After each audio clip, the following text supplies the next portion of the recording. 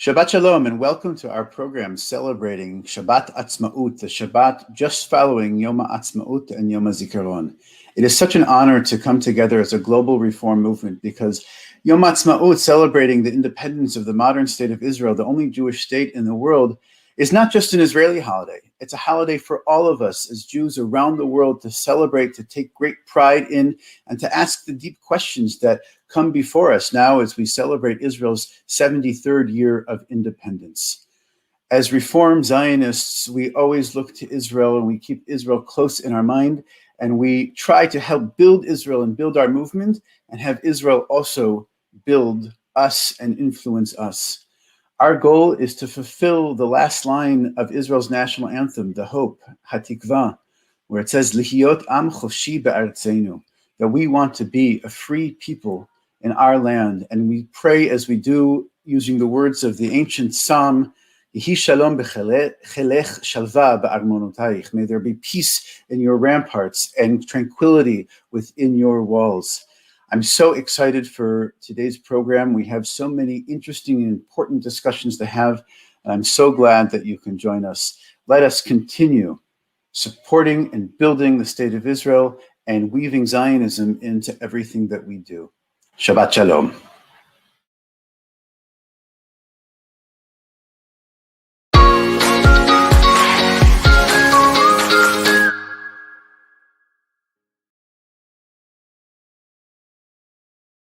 Shalom, everybody, and welcome to Shabbat Atzmaut, organized by arzenu, ARZA, the IMPJ, and the WUPJ. Welcome to the session that is led by the World Union for Progressive Judaism in regards to Aliyah. My name is Lior Argaman. I'm the head of the Youth and Young Adults Engagement Department for the World Union. I've been engaged with the World Union for over a decade doing different roles. And in this coming session, which we called On the Move, Making Aliyah, we're going to speak about the experience of immigrating to Israel from different places around the world. We have great panelists that made Aliyah, both recently and in very past, I would say. And they're going to introduce themselves. Later, we're going to have a conversation about different things, different aspects of Aliyah. So the first panelist I would like to introduce is Ben Chrome. Hi, Leo.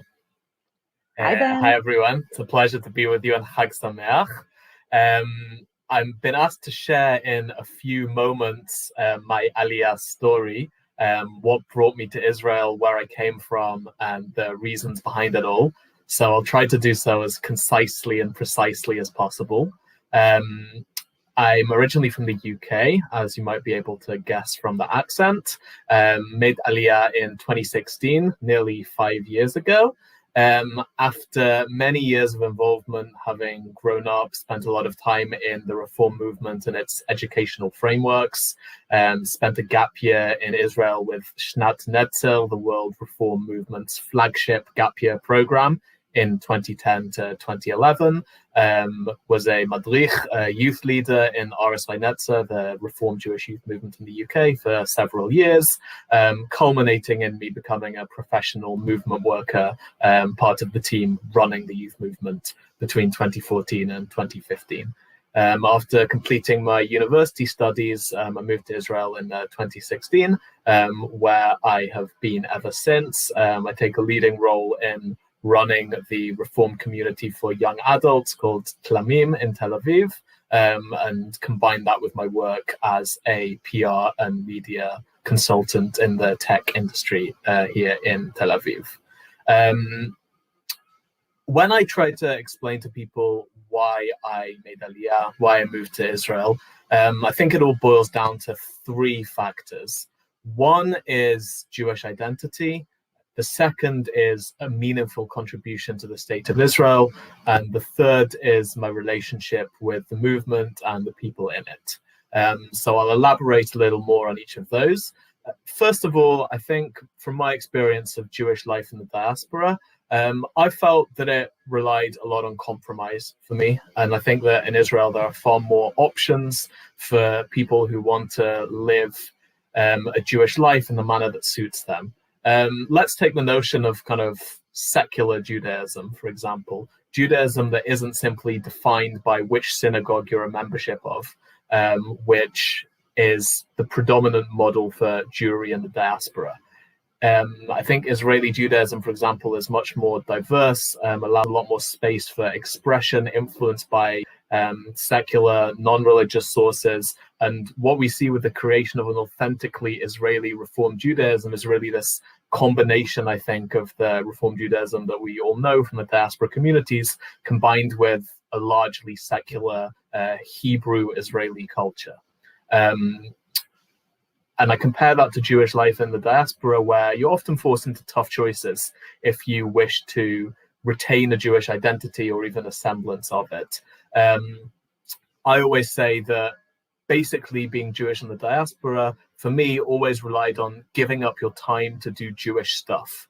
For instance, you either go to synagogue on Saturday morning or you play football. But you can't necessarily do both, because otherwise your Jewish identity, which is connected to that institutional life, tends to get withered down. So that's one element. The second one is, I think that we often inspire in our communities people to care about Israel, make a difference, contribute towards its society, etc. And I think it's pretty straightforward, the rationale that here in Israel is the best place to do that. If you care about a particular cause relating to Israel, you really want to make a difference, I think there's really one place that you can do that most effectively, and that's here. Not to say that the partnership with the diaspora doesn't have its importance, but I think if you really want to see social change on the ground, it's definitely important to have a strong presence of people with like-minded reform values here. And I think that relates to my third main point, which is about the contribution to the movement. I saw that this is something nominally that we're committed to, educating towards in our youth movement, a connection to Israel, being involved in causes related to Israel. And I saw that not that many people were actually choosing to live here for whatever reason. And I think that was an element of wanting to demonstrate that it's possible and doable, and something tangible that people can work towards, aspire to, and actually implement. There are, of course, complications, which I'm sure the panelists will discuss later, but I'd say that was my main overview and motivations. Thank you very much, Ben. Next one is Hannah. Hi, Lior. Hi, everyone. So my name is Hannah. I'm originally from Spain. I made Aliyah 4.5 years ago in November 2016. I grew up in the Reform community in Barcelona. I went to Jewish school, and I've been involved in Netzer Barcelona for all my life. I actually started joining the activities when I was only 4. I participated in Shnat Netzer, actually the same year as Ben. And then I went back and continued to be Madricha and Rosh Chinuch in Netzer Barcelona for a few years until age 21. And once I finished my studies in Spain, I decided to move to Israel. It's actually something that I kind of knew that I wanted to do. I pretty much took the decision to move here right after Shnat Netzer. Suddenly, I always find it really difficult to explain, especially because it was my first time in Israel, but I kind of found a feeling of being home that was missing in Barcelona. I think I never really found my place back in Spain. Maybe because I was involved so much in the Jewish community. My parents are not Spanish either, so I always struggled to find my place back there. And suddenly when I came here, I felt like home. I felt like I belonged. I felt like it was much easier to just live my life as I wanted to. I think it's also related to what Ben was saying about the Jewish way of life and continuing to do the Jewish things like Jewish festivities and things. And it's when you live abroad, it's like a sacrifice kind of. You have to always like make an effort, explain yourself all the time. I remember having to explain myself every year on Yom Kippur. On why can't I work and why can't I go to class. And it's a very great feeling to feel like everyone around you understands you, and everyone around you is doing the same thing as you. And you don't have to explain yourself all the time, and it just comes a lot easier. And now I've been here for almost 5 years, and I think I've found my place here. I live in Tel Aviv. I work I'm a campaign manager in a digital marketing agency, and I just feel like I've completely came to be a part of like Israeli society, and really found like my home in Israel. Thank you very much, Hannah. The next one is Andy, who we are proud to call the first Netzer Ole. בבקשה, Andy. Already that makes me sound like the grandfather of Definitely you are. I don't know how to be involved in a youth movement being the age that I am, but that doesn't matter. I used to be youth. I suppose I still am in my mind. I'm originally from Melbourne, Australia. I was brought up in the reform community in Melbourne and did all the regular things there. I wasn't very affiliated with the community. I went to a Church of England boys' grammar school, a private school, which of course the Jewish and Zionist content there was non-existent. But for some reason, still unbeknownst to me, I decided to convince my parents to let me go on a gap year program after I matriculated, after I finished high school. And they sent me to, I got to go to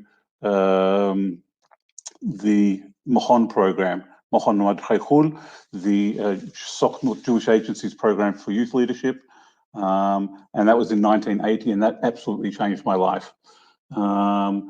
From not knowing anything at all about Israel, very, very little about Judaism, of course, no Hebrew whatsoever, it was a total changing point. I did my year here, I went back to Australia, I did a degree in banking and finance, but at the time was so involved and so immensely deeply involved with the youth movement, with Netzer, that there was never really much effort or energy put in towards my studies. I worked for a merchant bank for a couple of years, and in 1986 I made Aliyah and have been living and working in Jerusalem ever since. It is with pride that I can say from 86 to 89, I was the head of the World Maskir of Netzer Olami. At the time, I was also studying at Hebrew University, where I did a degree in international law, and basically began to fulfill my concept, my own personal concept of Tikkun Olam, which was trying to change this little part of the Olam to which I have come, and that is Israel. And so I came here with the thought of being one of these Anglo-Saxons that would come here and help change the country. That's happened in a very small extent, but mostly the country has changed me, sometimes for the better, maybe a little for the worse. But it's something that is very, very strong as far as, and I've been here, if you do the mathematics, it's about 35 odd years now. It's something that I enjoy every single day that I'm here. That doesn't mean I don't have the frustration. Sometimes it gets very, very challenging to be here. Sometimes one finds oneself asking the question of why would I give up living in Australia and the nice life there and coming here?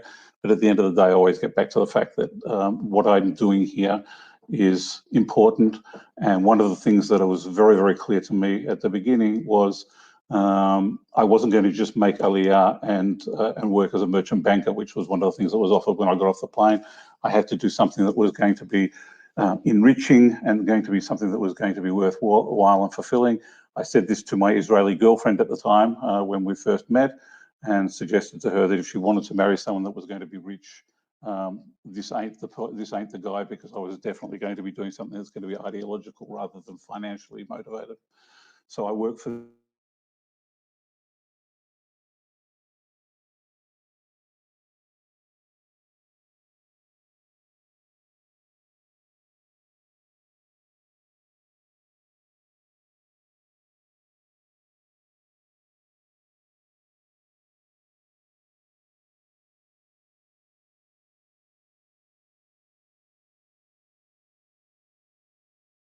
one other thing that before I finish is I was the Aliyah Shliach, the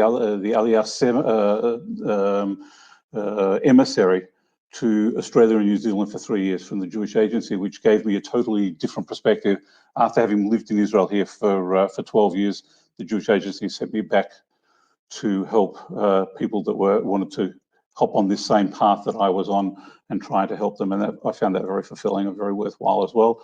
So I'm I have a different outlook today as to what Aliyah is about compared to before when I was just an Oleh. Now helping people make Aliyah is also a very, very different, a different way. So I hope that that's enough, and I'm happy to answer questions later on down the track. Thank you very much. Toda rabba, Andy, for being here. And I would like to invite Chaim, Rabbi Chaim Shalom, to please introduce himself. Shalom, my name's Chaim Shalom. That wasn't always my name. I grew up in Manchester, England, and my name was James Taylor. But because Israelis can't say either James or Taylor very well, and I didn't want to be called Gaims Taylor for the rest of my life, I changed my name when I moved to Israel, which was in 2002. My story isn't so different from that of Ben. So just change a few of the details and we get to basically the same thing. And I think I would have said very similar things to Ben about why I came here if you'd asked me 5 years after I came. But I'm now into my 19th year as an Israeli, although I did go back to England for a couple of years to serve as a rabbi at Menorah Synagogue. And now looking back, I think I'd probably change that. You know, I would definitely have said all the ideological things. This is really the only place to have a full Jewish identity. You know, this is the place where the calendar is Jewish. So if you want to be Jewish in the street, this is the place to do it. This is where Judaism isn't privatized. Judaism is nationalized. All those very ideological things which make it sound like I'm trying to convince you that you too should do this rather crazy thing of coming to live here. I think I probably would have said all that. These days, I think maybe I take a more kind of psychological view of it. And it's relatively clear to me that I moved here because it's a handy couple of 1,000 kilometers away from my family. To anyone who knows my family, that will make sense. To the rest, you can guess. But nevertheless, the ideological stuff is still pretty true. I moved here in 2002. We were at the height of the Second Intifada when I was planning my Aliyah. I moved to Jerusalem, so not quite really Israel, but close enough. And for those of you who know a little bit about Jerusalem at that time, buses were kind of blowing up around the corner from me and the road that I lived on. And people thought I was completely crazy. And of course I was, but I felt like this is where I should be. I don't really think in those terms anymore, I must say. The reason why I'm now here staying in Israel is because this really is home. You know, I can't imagine really living anywhere else. I don't want to uproot my kids. I have 3 kids. We did that once. It did not go well. One of my kids has special educational needs, and I think it would be really bad for him to move. So we're here. We're here, and it's just another place to live, really. I do think Israel is special. I think in terms of being Jewish, this really is the only place where one could nationally be Jewish, but that's not why I'm here. I'm here because it just happens to be where I live now. I want this place to be as good as it can be. I served in the army for a short amount of time. During reserve duty, I served during the Second Lebanon War. I was in a hummus field being shot at by Katyusha rockets. Obviously completely incompetent when it comes to my own job in the army, firing rockets back into Lebanon. And just after that experience, I went to rabbinical school here in Israel. It was fascinating. It was wonderful. I learned huge amounts. I never thought I'd actually really be a rabbi. That was a ridiculous idea because, you know, I have no particular talents, but nevertheless, I became a rabbi, and I now serve a wonderful community here in Jerusalem called Kilat Mevakshei Derech. We're one of 5 progressive communities here in Jerusalem, and it's a wonderful, wonderful place to work and serve, and I love my congregants.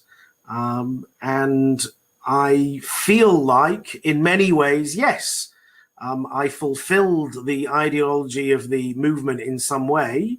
I believe I contribute to Israeli society, and I believe that I did Aliyah Nimshechet, but I also think that each person has to find their own right place in the world. And I'm not sure that there really is just one right place for each person, but we have to make the most of what we get given. And I feel like I'm doing that every day as well. And I really love living in my little spot of Jerusalem, which is very beautiful. תודה רבה, Rabbi Chaim, a dear friend and colleague. I would like to invite Sarah to introduce herself. Hi, I'm Sarah. I made Aliyah around 6 years ago from California, right after I finished my Shnat Netzer year. I attended Shnat Netzer knowing that I wanted to make Aliyah. It was something that I wanted to do, and I just kind of wanted to spend some time in Israel and make sure it's actually a good decision. After I made Aliyah, I immediately joined Garin Sabar and drafted into the army, which was it was very challenging because I did not speak Hebrew. I learned a little bit on Kibbutz Lotan and in Jerusalem, but I drafted right into Mechve Elon, and then I became a Mashakitash, a social worker.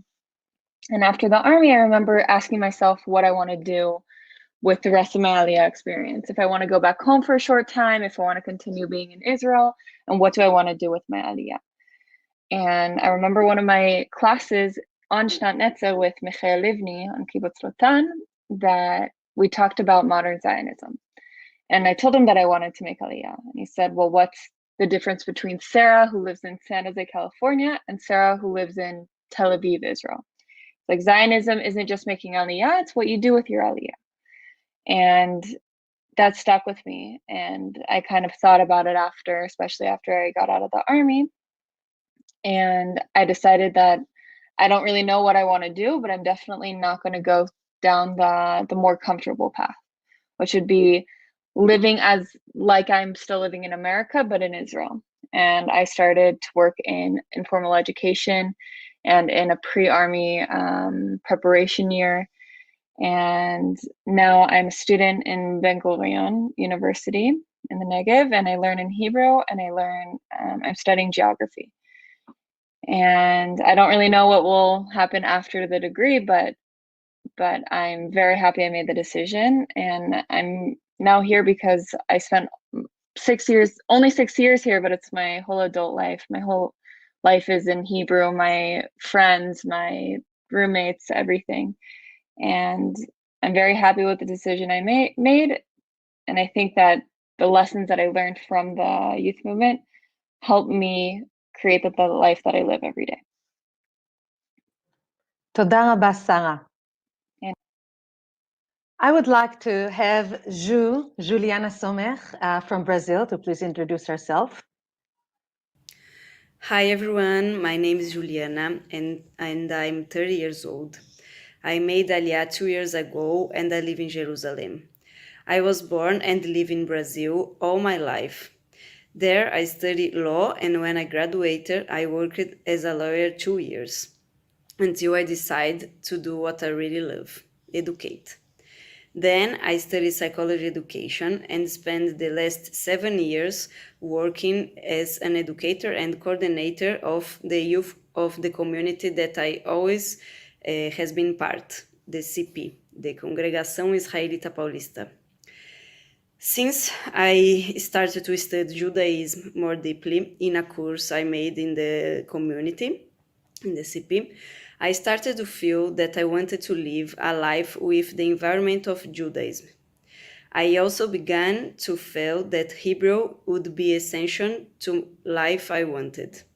So with some studies, I start to be vegetarian because of the kashrut, to respect the Hagim, to study Hebrew, and to do Havruta, to study Torah with a friend every week. Of course, in addition to work every day with the Judaism. I'm married with Uri, who was born here and live here in Israel and moved to Brazil. And then there he graduated in psychology and worked with this. But he has always wanted to return and live here in Israel. So in 2018, I finished my studies in psychology education, and also I was very, very involved in the Judaism studies. For the other side, Uri was getting closer to his Israeli identity again.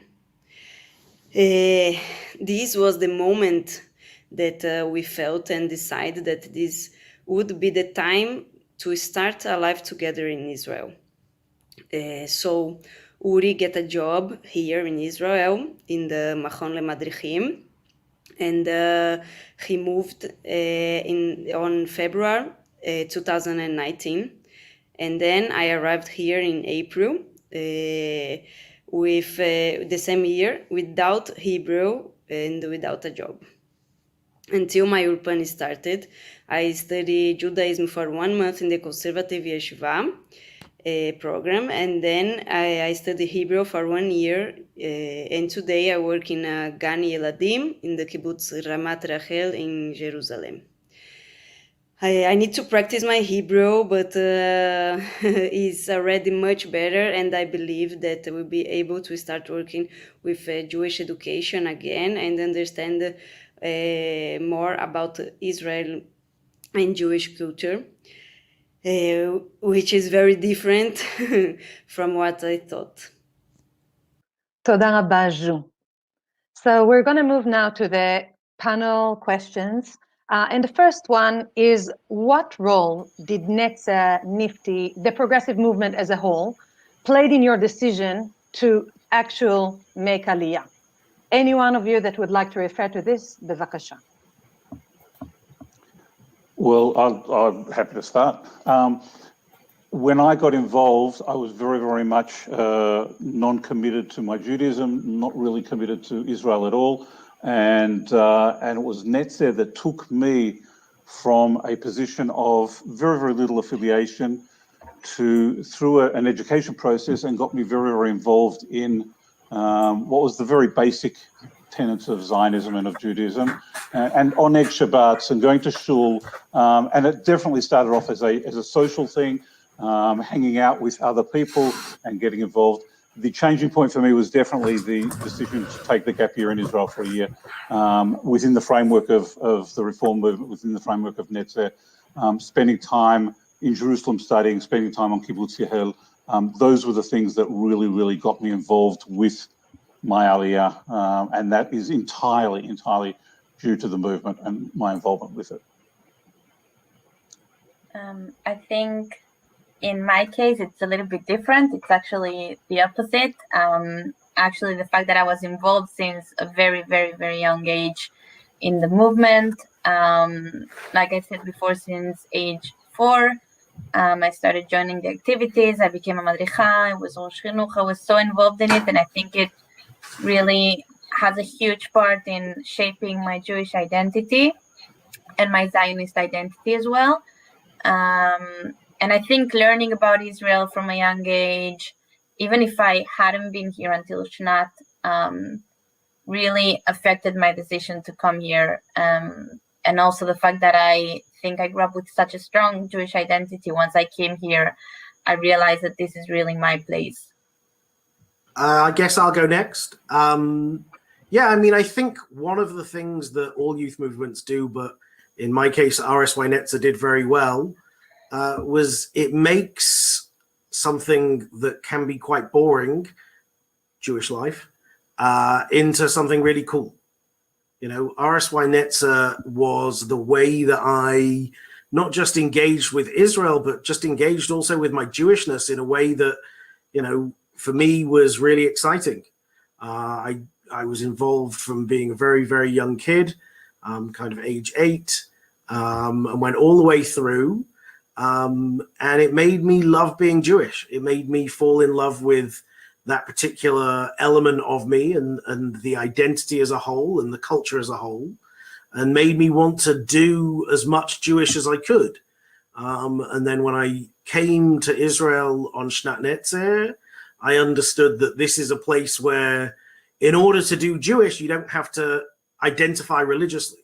You know, I didn't know what I believed about God or any religious concept, but I just knew that I liked being Jewish. And if if you're Jewish in England, you have to go to synagogue and pray in order to do Jewish most of the time. And that wasn't necessarily what I thought being Jewish was all about.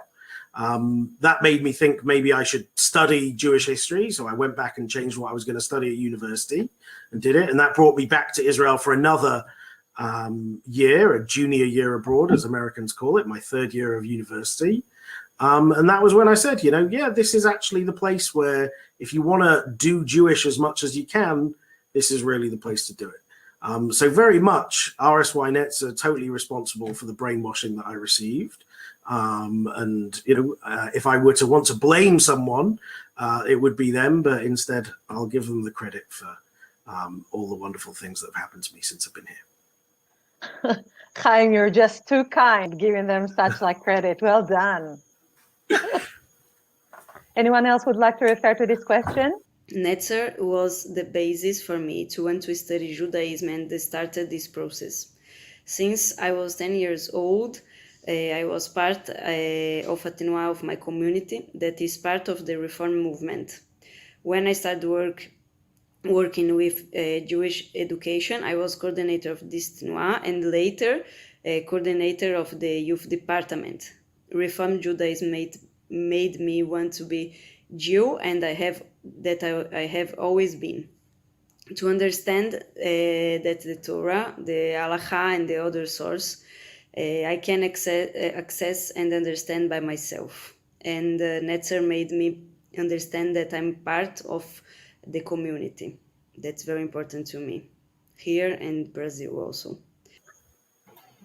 I think it's just very instructive that everyone on this panel has spent a significant amount of time in Israel through one of the movement's frameworks before making the decision to make Aliyah, which just shows the value of a preparative experience. Obviously, a gap year program doesn't simulate real life exactly, but it's probably the closest you can get to an understanding of Israeli culture and the day-to-day lived experience, to understand whether that's actually something that's compatible with you on a personal level. I know that, for example, office culture, working culture can be very different in Israel to our countries of origin, and that plays a big part on the day-to-day level. So really the experience the movement gives you of getting to know nuances of Israel and Israelis is very important in helping shape that decision. Do be warned, though, you'll forget your English and start thinking that words like preparative are actual words. Okay, with that note, we're going to move to the next question, which is, what are the main things you learned about yourselves during this journey of immigrating to Israel? All right, I don't like silence, so I think I'll jump in. I've spent most of my adult life here in Israel, and so I don't know how much of it has to do with the fact that I grew, basically from age 24, I've grown up here, or how much it has to do with the fact that Israel has affected me in some way. The fact of the matter is that I've found my priorities are very different here to what they were when I was in Australia. I found my attitudes towards lots of different things, including, I keep asking myself that question: what would happen if I'd stayed living in Australia? And I have a brother who's 2 years younger than I do, and I often we find ourselves discussing the difference in our lifestyles. And the honest thing is that I found I found my Judaism only once I arrived here. I found my commitment to Israel and Zionism very much a part of what I'm doing here and being involved here. I don't know that I would ever have found that level of understanding or commitment to Judaism if I'd have been still living in Australia. So as far as that is concerned, I think I've found that I'm a lot more flexible than I thought I could be. I'm a lot more tolerant sometimes. And one of those things about living in Israel is that it takes you to extremes sometimes. So you need to be very tolerant, but sometimes you can become very intolerant sometimes, depending on what's going on. And it doesn't change on a weekly or daily basis. It changes hour by hour. So I think I've found that that's one of the things that I find very interesting about living here that I wouldn't have expected. I'll go next. When I first got to Israel, I was very scared about the culture difference. And coming from America, there's a lot of pressure to succeed and to have a degree at a certain age and to do everything by the book. And Israel's very much not by the book. And that was the main concern that I had. And I kind of just needed to teach myself to let that go, to go with the flow and kind of do what I want in life. And I very much learned that I could make my own life and I am in charge of my happiness. And it's an amazing thing because once you let go of that pressure and all of the stereotypes from home, you can really start to live your own life and you can be happy wherever you are. I really want to belong to liberal Judaism, and I want to live close to it. That I always will be an immigrant here, that I'm part of Jewish people, that it will be difficult to live away from my parents and my brother, but I want to live here with everything. Thank you very much for sharing this. We're going to move to the next question, which is, what are the things that you learned about Israel since you moved here? All right, I'm going to go again. I don't understand. I'm happy to chuck in. It's very interesting because Israel changes at such an incredibly fast pace that just when you think you've got it down right, all of a sudden it's changed. So what you find happening is there's a particular rhythm that happens in this country, and it changes. There's a flow and ebb of things that happen, and you just get into that sort of thing, and then all of a sudden politics hits, or it could be something to do with religious coercion, affiliation. It could be something to do with, and I was here when there are security problems with, for instance, the Gulf War, and all those different sorts of things. So just when you think you get it right, it changes. So they change. It's like moving the goalposts all the time. I think that it's one of the reasons this country is so successful in what it does, and that is people change. People are very, very rapidly able to change and rapidly able to deal with different situations. And I think that that's one of the things that we, as a country, we as a community here, are very, very lucky to be able to have. And I think that that's something that's something that's very, very important. I, for one, also married an Israeli woman who I met at university, and that has meant that my exposure to Israel is very, very different, say, to some of my friends who have married other Anglo-Saxons. So it's all a big learning curve. But this country is a wonderful, wonderful example of how people from all over the world can get together, given the fact that they have a one common denominator, and that is a commitment to this wonderful place that we are building on a day-to-day basis. That being a liberal Jew is a significant minority, and that I need activists for it to change, which is a less organized country than I imagine, but the things work here, that the Israelis will always help you, and every day I learn something. I would also add that Judaism in Israel is very different than Judaism abroad, especially Reform Judaism. I found myself coming to Israel, and I do have a connection with my Judaism And it's not black or white. I'm not religious and I'm not secular. And a lot of Israelis don't really know how to categorize me. Also the fact that I converted in the army. My mom's not Jewish, and so I'm not considered Jewish, was not.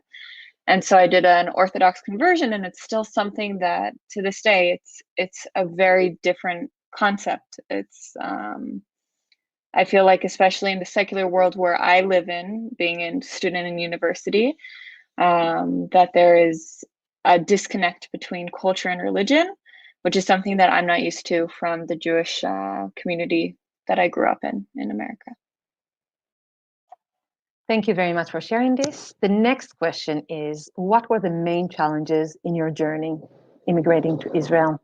I'll go first for this one. I think I knew it was going to be hard.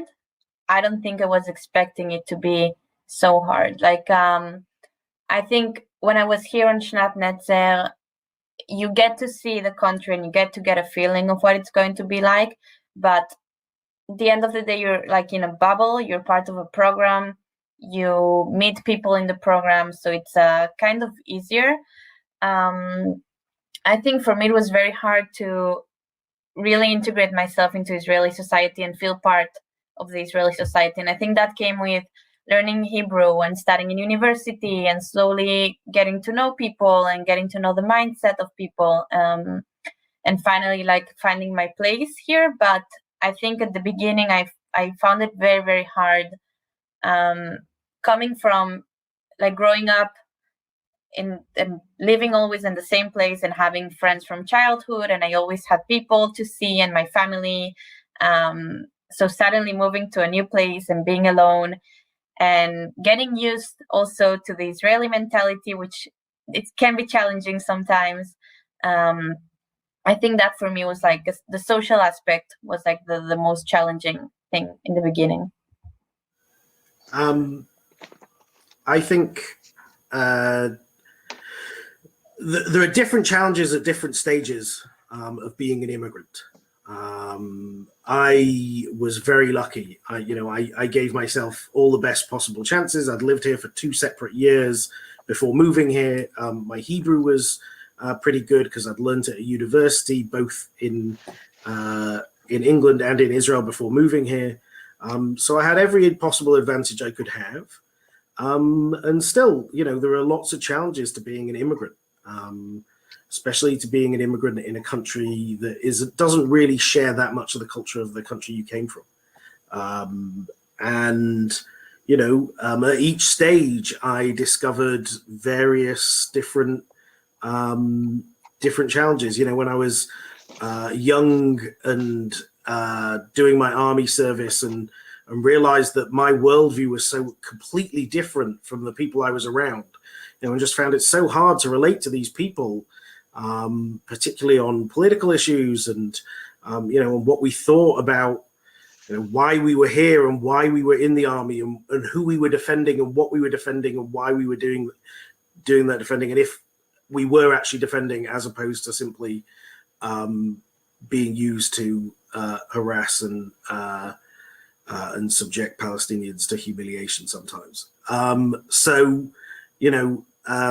That was one huge challenge. When I went to study here in Israel, either at university or at college, you realize that you've missed out on all the shared references that people have in a particular society.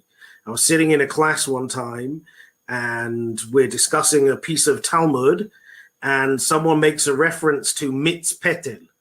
Mitz petel means like raspberry cordial. But it doesn't actually mean that to most Israelis. It refers to a children's book. So I'm kind of understand what exactly raspberry cordial means in the context of this Talmud passage. And actually they're talking about the plot of this children's book. I since now own this and have read it to my kids 7,000 times. So I actually now know what mitz petel is. At the time, I didn't have any kids and had no idea what was going on in this class and totally lost the class for a whole half hour. Being a parent as an immigrant with none of my family around, no support network. Andy mentioned how he was clever enough to do the sensible thing and marry a native-born Israeli. I did what most Israelis actually do, which is marry someone from my Eidah, my ethnic community, i.e. another British person. And that's what most Israelis do. People who are born in North Africa tend to be married to other people born in North Africa. Native Israelis tend to be married to native Israelis. Russian-speaking Israelis tend to be married to Russian-speaking Israelis. I married someone from my own ethnic community, and we don't have any other family here, and that's really, really hard. Maybe Andy can share I don't know whether that's part of his life, but what it is to, 20 years after me of what those challenges are. But each stage brings new challenges. Being an immigrant isn't easy. And you also occasionally even face discrimination. I love Israel and I love the reform movement, but the reform movement in Israel is absolutely paranoid about the fact that it comes from English speakers. So now, as an English-speaking rabbi in the Israeli reform movement, the Israeli reform movement's kind of ashamed of me because it doesn't want me to be the face of the Israeli reform movement. And I get that. I understand why that is. But it's also not always nice to be in that position. I'd like to just add one of the other challenges that I've faced on a personal level, which has been very, very difficult issue, and that is losing my parents when living here, and finding that it's not a 2 or 3 hour hop over on a plane to zip over back to the UK, or even an 11-hour pop back to New York or something. To get back to Australia is 24 hours worth of flights, not including other bits and pieces. And I found myself, unfortunately, having to attend my father's funeral via Zoom and sitting watching it here on my television set because I couldn't get back in time. These are things as a 24-year-old when making Aliyah, by the way, with no Hebrew whatsoever, I learned it all here. But the fact is, losing your family is not something a 24-year-old thinks about when he gets on a plane and makes Aliyah, and is definitely one of the things that challenged me as far as living here in Israel. It's not something that I would ever. It's not something that I regret. It's not something that I would ever take back in any way, shape, or form. But it's one of those things. As young people, you just don't take into account. One of the other things, which is strangely enough now totally different, and that's connection with family. When I made Aliyah, there was no such thing as internet or Zoom or Facebook or any of that. We used to stand by a machine with asimonim, which are these little tokens that you used to throw down, and you used to speak to your family for maybe 2 minutes once a month. So that's a challenge that I now can very happily say is no longer the case, and we get to speak much more often. So that's the way it is as far as I'm concerned for me. I would also like to touch on the bureaucracy in Israel, that the Israeli mindset is that, especially when you make Aliyah or you join the army, there's certain rights that you get as a new immigrant or as a citizen in general.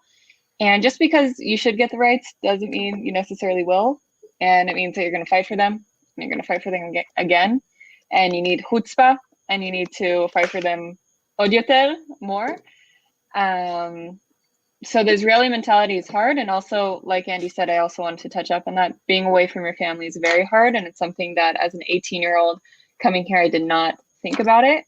And I always tell people, if you're thinking about Aliyah, I would not recommend it. And if you do it anyways, that means you should definitely be here because it's the best decision you're going to make, but it's hard. It's definitely hard. And yeah. I actually wanted to make a very similar point about the dissonance, and it's not really something I've experienced so much myself, but I know that a lot of people do experience it.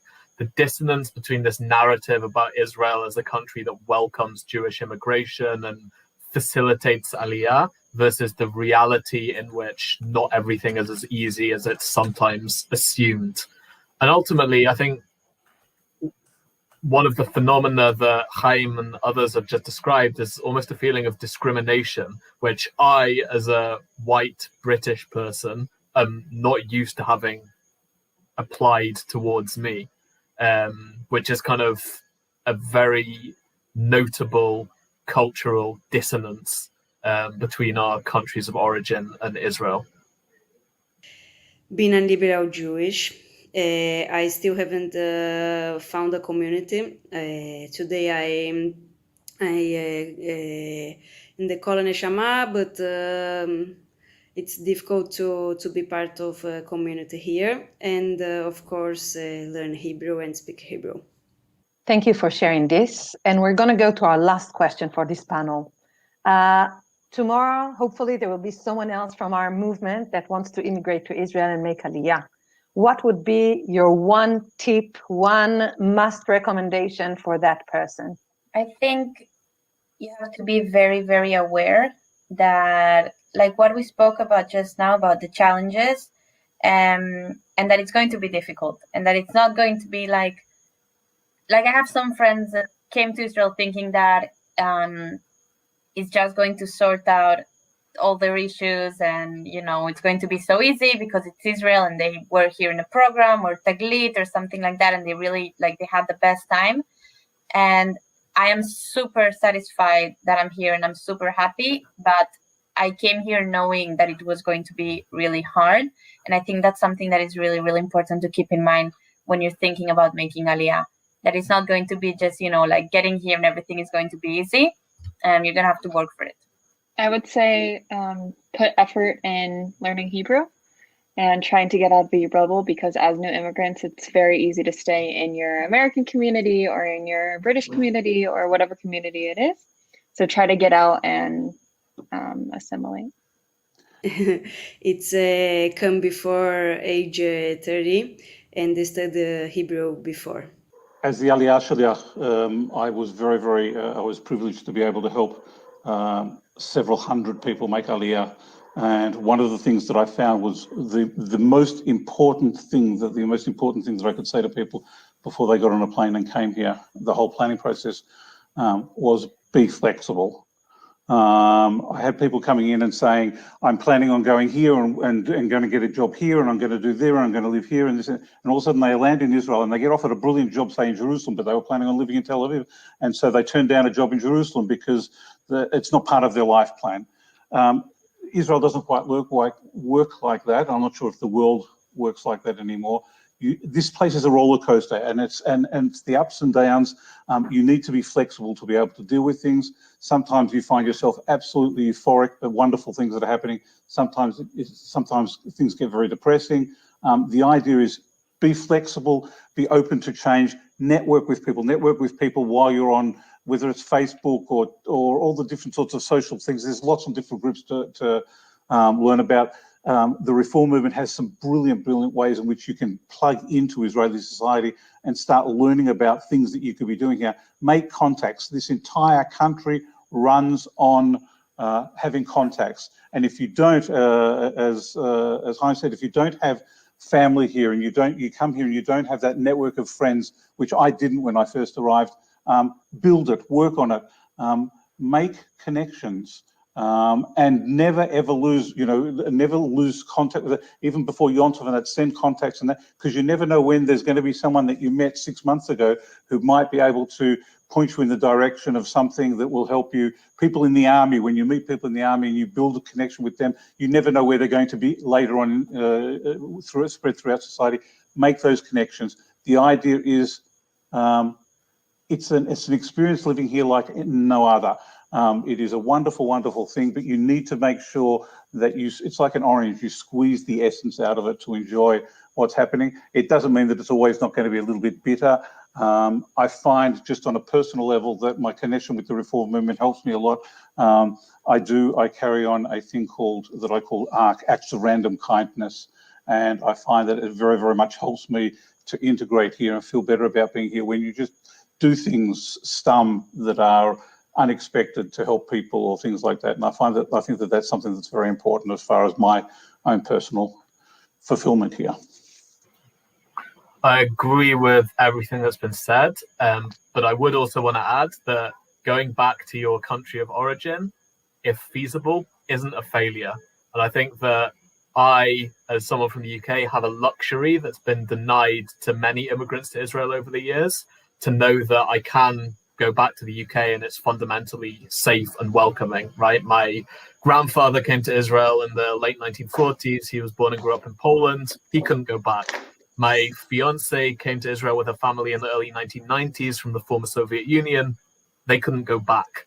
I suspect that many of the people listening to this, I don't know where exactly everyone is located, but many people listening to this in most countries in the world do have that option. And at the end of the day, you make a lot of investment, you put a lot of time and effort into moving to Israel, and you're there for a few years, decide it's not for you, and want to go back to where you came from or somewhere else, and that's fine. That's all part of the human experience. My final words of advice are based exactly on what Ben said. And as the Aliyah Shaliach, I got the Sochnut, the Jewish Agency, quite angry when I would turn around to people and say, don't make Aliyah.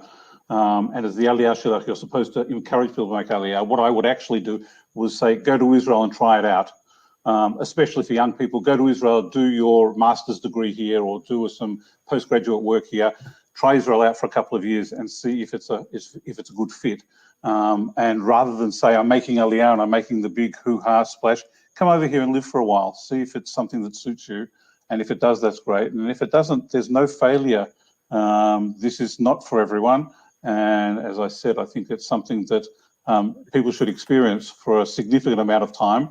And Israel's not for everyone, but it's definitely, it is for everyone to try out, I think, to spend some time here and see if they can understand and fit into what's going on. Chaim, any tips?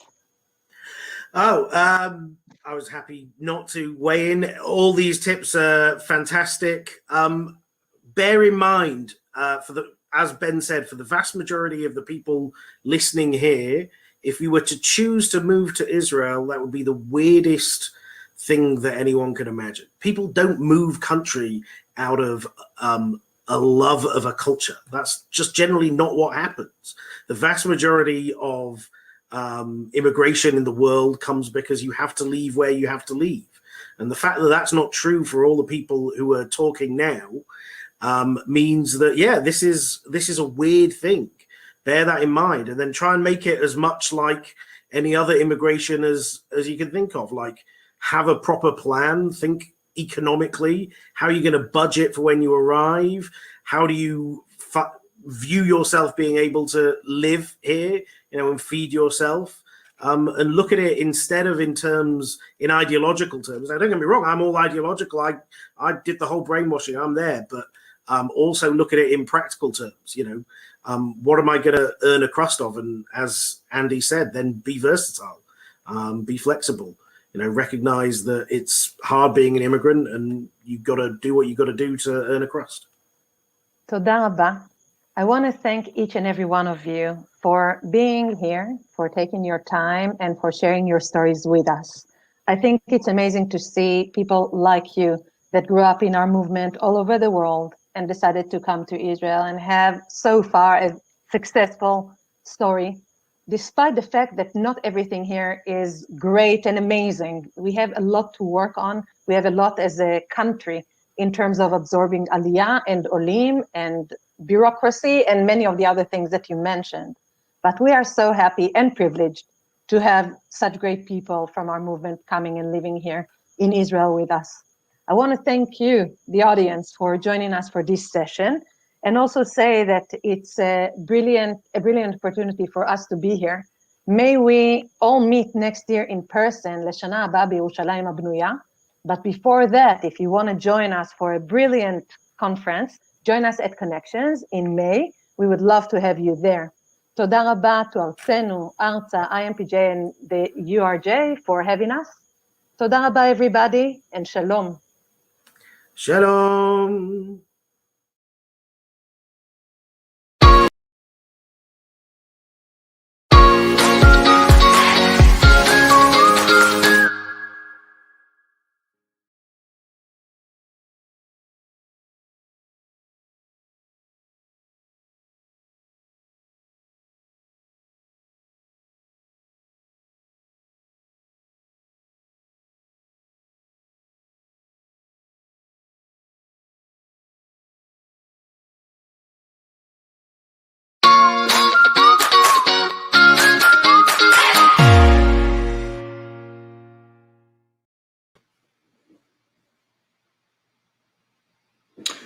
Shabbat Shalom, Shavua Tov. I'm Rabbi Josh Weinberg, and I serve as the Vice President for Israel and Reform Zionism for the URJ and the Director of ARZA. I'm so glad that everyone's joining us and that we're continuing on this program in celebration of Yom Haatzmaut. Thank Lior Argaman for that past session and all of the panelists and all of the Olim and all of the stories. I think were just incredibly inspiring, and they each brought a unique perspective, and they're all part of the global reform movement that is coming together in Israel, which is incredible. We have a great program that is continuing all afternoon. I hope you join us for this panel, and of course, carry on when we'll end with Havdalah and a concert from the wonderful Shani Ben Or and Boaz Darot of the Nigunim Ensemble. Now, this past week, of course, as we all know, we celebrated Israel's 73rd anniversary. And we've come together to talk about that, to explore the different possibilities of what this means to all of us, especially us as Reformed Jews. And we have this opportunity to celebrate with the larger and the global Reform movement family. Through our virtual world, this enables us to come together and reflect and celebrate on the relationship between Israel and the diaspora, which I think is one of the big questions that it's not a new question. We've been asking this question over and over and over again. And the nice thing is that the answers continue to change and the relationship continues to evolve. So I am pleased to introduce the discussion, the panel for our discussion today. We are so privileged to have two leaders from our Israeli reform movement and two leaders from our North American reform movement. And I think we can start to show their faces already on the screen. We are joined by, of course, Rabbi Noa Sattath, the director of the Israel Religious Action Center and one of the leaders on advocacy, public policy, social justice, and Tikkun Olam for our Israeli reform movement. We have Rabbi Rinat Tzfania from Kehila Shivyonit V'Pluralistit B'Shoham. I got that almost right. She is the chief reform rabbi of the city of Shoham, which is just outside Modi'in, between Modi'in and Tel Aviv, and near the airport, for those of you to locate her on the map. And we're joined by Rabbi Judy Schindler, who is the Rabbi Emerita of Beth El in Charlotte, North Carolina, and the head of Jewish Studies for Queens College, also running a social justice program out of Queens College, an author, a PhD candidate, you name it, she is doing it. And it's so great to be with you, Judy. And we have Rabbi Micah Greenstein, who is the senior rabbi of Temple Israel and Memphis, Tennessee, and really one of the leaders in Reform Zionism and social justice in our movement. Shabbat Shalom, Shavua Tov. Thank you so much for being with us. Nice to see everyone. I want to start off with with a simple question that may have a complicated answer. We all know, we all are students of, modern Israeli history and Zionism. We know that sometimes we talk about hyphenated Zionism. We learned about, Aleph Dalet Gordon and Beryl Katzenelson of labor Zionism and Jabotinsky of revisionist Zionism. And, Rav Kook we usually associate with religious Zionism, even though I think we are also religious Zionists. If I had to ask you, put you on the spot, while standing on one foot, what term, what adjective would each of you use to describe your Zionism? And by the way, before we answer that, I just want to just give a quick shalom to all of our listeners and our viewers who are out there in cyberspace, wherever you are, if you're watching on YouTube or Facebook or anywhere else. To just remind you to put any comments or questions that you have in the comment section on Facebook, and they will come to us. And feel free to also answer this question for yourselves, what you're thinking about. What adjective, what term, I can't wait to hear the flood of comments. What term would you use to describe yourselves as what kind of Zionist you might be? Just go ahead. Noah, can I put you on the spot to start Of course. Yeah. So I think my adjective would be disruptive. A disruptive Zionist. Okay, I love that. We're going to hear more about what that means. Okay, let's go around. Judy, can I ask you? Sure. I live in America, and out on the streets, people don't understand the word Zionism, and sometimes it has a a negative connotation for those who don't understand its meaning. So a quick reference point for me is to say I'm a social justice Zionist. I'm committed to a Zionism that fulfills the vision of the prophetic vision of the Bible and the vision of the Declaration of Independence. And I love how it sounds in Hebrew, Tzionut Tzedek, social justice Zionism. I love that. The double alliterative tzadi there is amazing, and it brings me back to sort of our the grandfather of Reform Zionism, Rabbi Dick Hirsch, who he was the first one who told me, that Zionism is a social justice movement. So I love that. Rinat. So, by the way, just we're all rabbis here, so we're just going to use first names if that's okay. Okay. Rinat, yeah. So I will say, for me, I am a Zionist on a journey to the past, to the future, and in the present. Always in a journey, as a Jew, as a Zionist, that asks herself, which turn I will go now, and which turn maybe to left, maybe to right, maybe just front. Zionism is a journey into yourself and outside. Oh, I love that. Rich with so many levels. I hear like Hasidic, Kabbalistic in there. And when you said right, left, I don't know if you mean that politically or not politically, or just, wherever you will go. I love it. Beautiful. Zionist on a journey. And Rabbi Micah. I resonate to Rabbi Schindler's term, Judy. But since you invoked Rabbi Hirsch, and since everyone watching is either in Israel or the diaspora, let's remember Rabbi Hirsch started in Washington, D.C. at the Religious Action Center and then went to Israel. I share that because I consider myself a wholehearted Zionist. By that, I mean many in the Golah are worried about the external issues facing Israel, her protection. Like Toho Kvaro, I look at Israel now as a Zionist, both from the inside and the outside. So that's what makes me, I would say, a wholehearted Zionist, not just one who's concerned about her external issues, but about the interplay between both the internal and external. Oh, I love that. That's beautiful. And I love the reference, I think, from Brachot, right, about your insides should be equal to your outsides.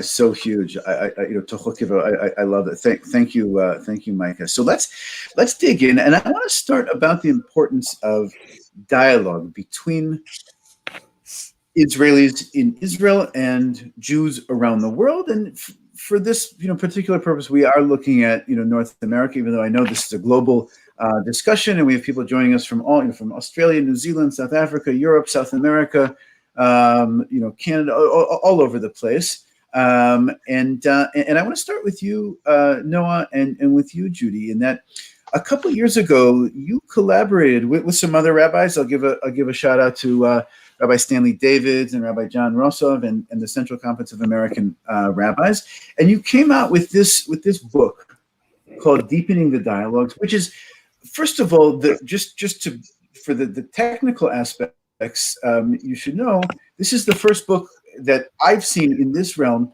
that is written both in Hebrew and in English, which I don't know about you, Rinat and Noah. Last time I was on the beach of Tel Aviv, I saw every single person reading this book in Hebrew. It was incredible. But the importance of having it in both languages.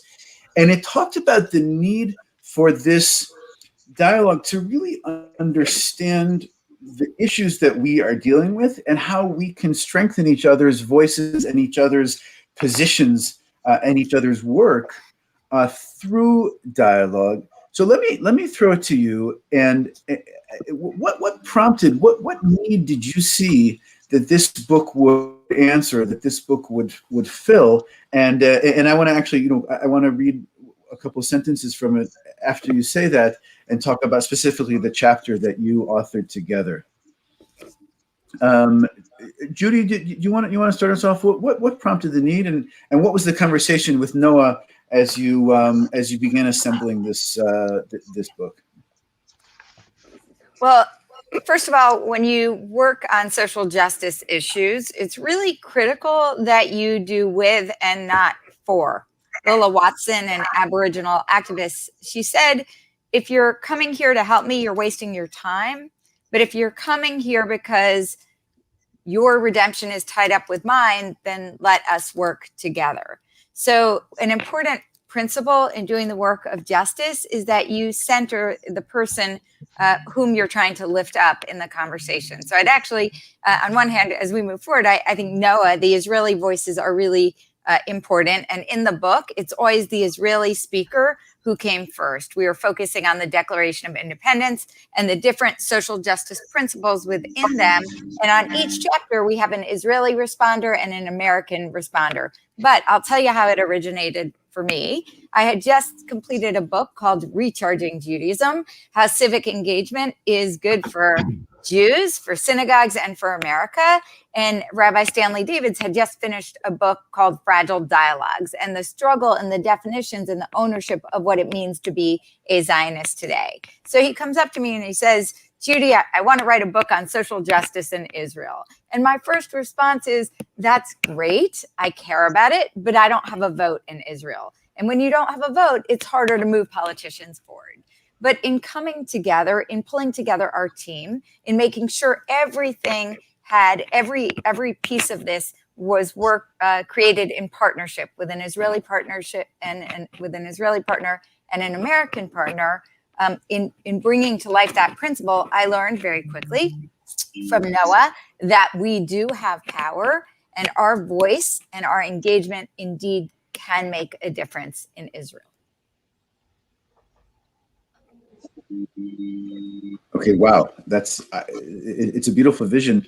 Noah, share from your perspective how you came to this, and what were you interested in seeing? Well, I think that over the past years, we're learning that the national borders in terms of justice and political issues are really melting. And in Israel specifically, there's always a lot of international powers that are pulling to their different sides. And I think that what we as progressive Israelis are feeling is that the right wing of North American Jewry is very into this story. They're invested, they're here, they're supporting, they're engaged on so many different levels. And I think that the progressive camp of the North American Jewish community is torn between two narratives. One is the kind of the Israeli government official Hasbara narrative. The IDF is the most moral army in the world. There's no Palestinian partner. Israel can do no wrong. There's just no demand for religious pluralism in Israel. And everything is right. And that narrative is just not working for the majority of our community. And the other major narrative is a narrative that says there's a huge moral problem in Israel and the response is BDS. And it's up to our North American leadership to find the middle narrative that says there's a huge moral crisis, which means we're engaging even more. And for me as an Israeli activist, I often feel very lonely. We're working against such tremendous odds. And the fact that my American colleagues and brothers and sisters are confused or reluctant or can't find their own voice is harmful. We at this point need all the support that we can get. And so that's why I'm so eager for us to work together to find that voice. And so that's the one level. And the other level is I think we're in a global crisis of democracy. We're in a global crisis of gender rights. And in this global crisis, it's essential for all of us to learn from each other. And we as Jews already have this network. And so we may have a unique role to play in connecting the dots and learning from each other, in learning from each other's mistakes so that we don't repeat them, and pulling all of our resources to come through this crisis together.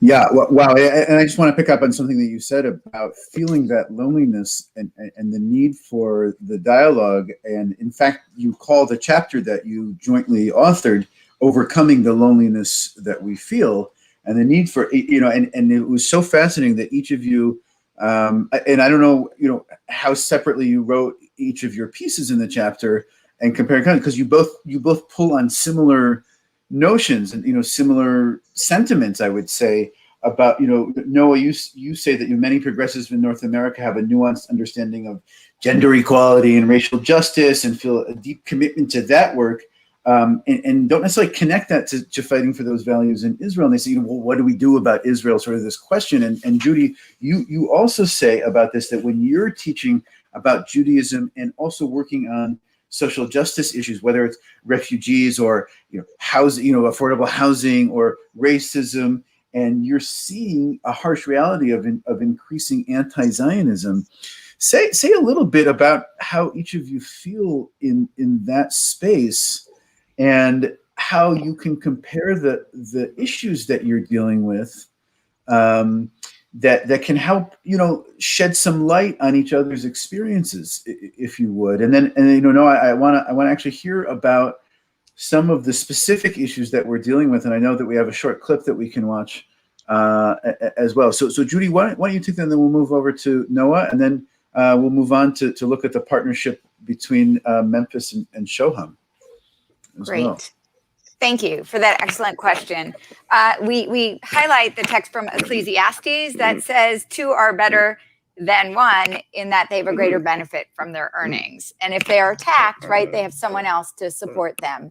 And that truly is the case. I remember just an example. I was speaking at Charlotte Women's March. They had 2 hours of speakers, and I'm about to get on and give a keynote. And right before I get on, someone mentions oppression of Palestinians. Totally irrelevant to the Women's March in Charlotte, the only international issue that's mentioned, and a decontextualized condemnation of Israel. And you have to make this moment like you feel alone and isolated and attacked, and as if you have to defend Israel. And so the dialogue, this vision for dialogue that we'll talk about, really creating the networks where we can be in constant communication on critical issues in both of our countries, it means that I have the voice of Rabbi Sattath in my head, not the voice of someone condemning Israel. And that's what we want to help people have. Anybody have that voice, have that partnership. So we're hearing about Israel, not through sound bites and social media, but through actual individuals. When we talk about the issues we're confronting, we are confronting the same issues. And I think a great program for this coming week would be the short film, the documentary White Eye, which is nominated for an Oscar on April 26th, 28th.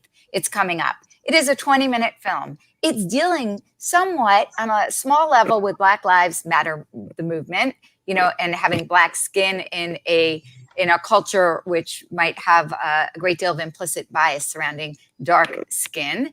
And then it's dealing in a major way with asylum seekers. Well, we are dealing with that issue every day in America, refugee issues, asylum seekers. And we know the refugee laws, the Refugee Convention emerged post-World War II, after the Holocaust, when we had a global refugee crisis. So I think we're dealing with the same issues. If we could watch this documentary together, this short film together, and really talk about our struggles and what we can learn from one another and our shared Jewish values that speak to it. Another issue, this week, 2 transgender females were murdered in Charlotte.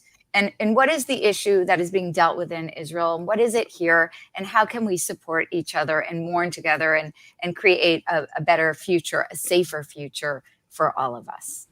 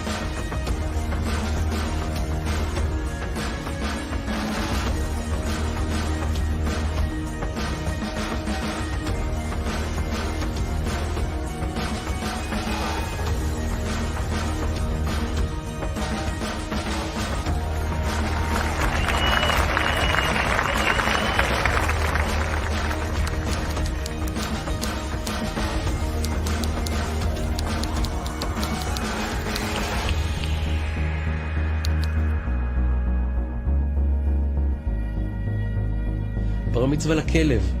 אכן תמונות קשות.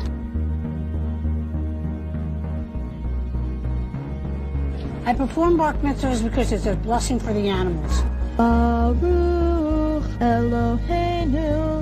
בווידאו מיוחד שנערך לכבוד האירוע, הכלב אלוויס קורא מתוך התורה.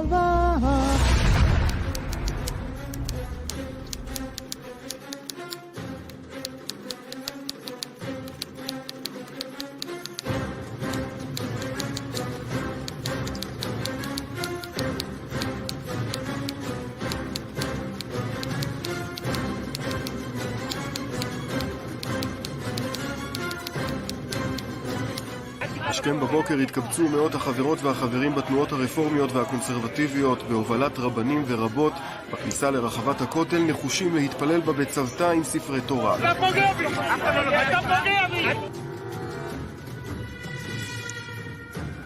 אני רואה תפקידי לחבר את הקהילה הרפורמית האמריקאית לישראל ולתגבר את הנוכחות הרפורמית ואת התנועה הרפורמית בישראל. אנחנו נכונים על נשמתה של מדינת ישראל.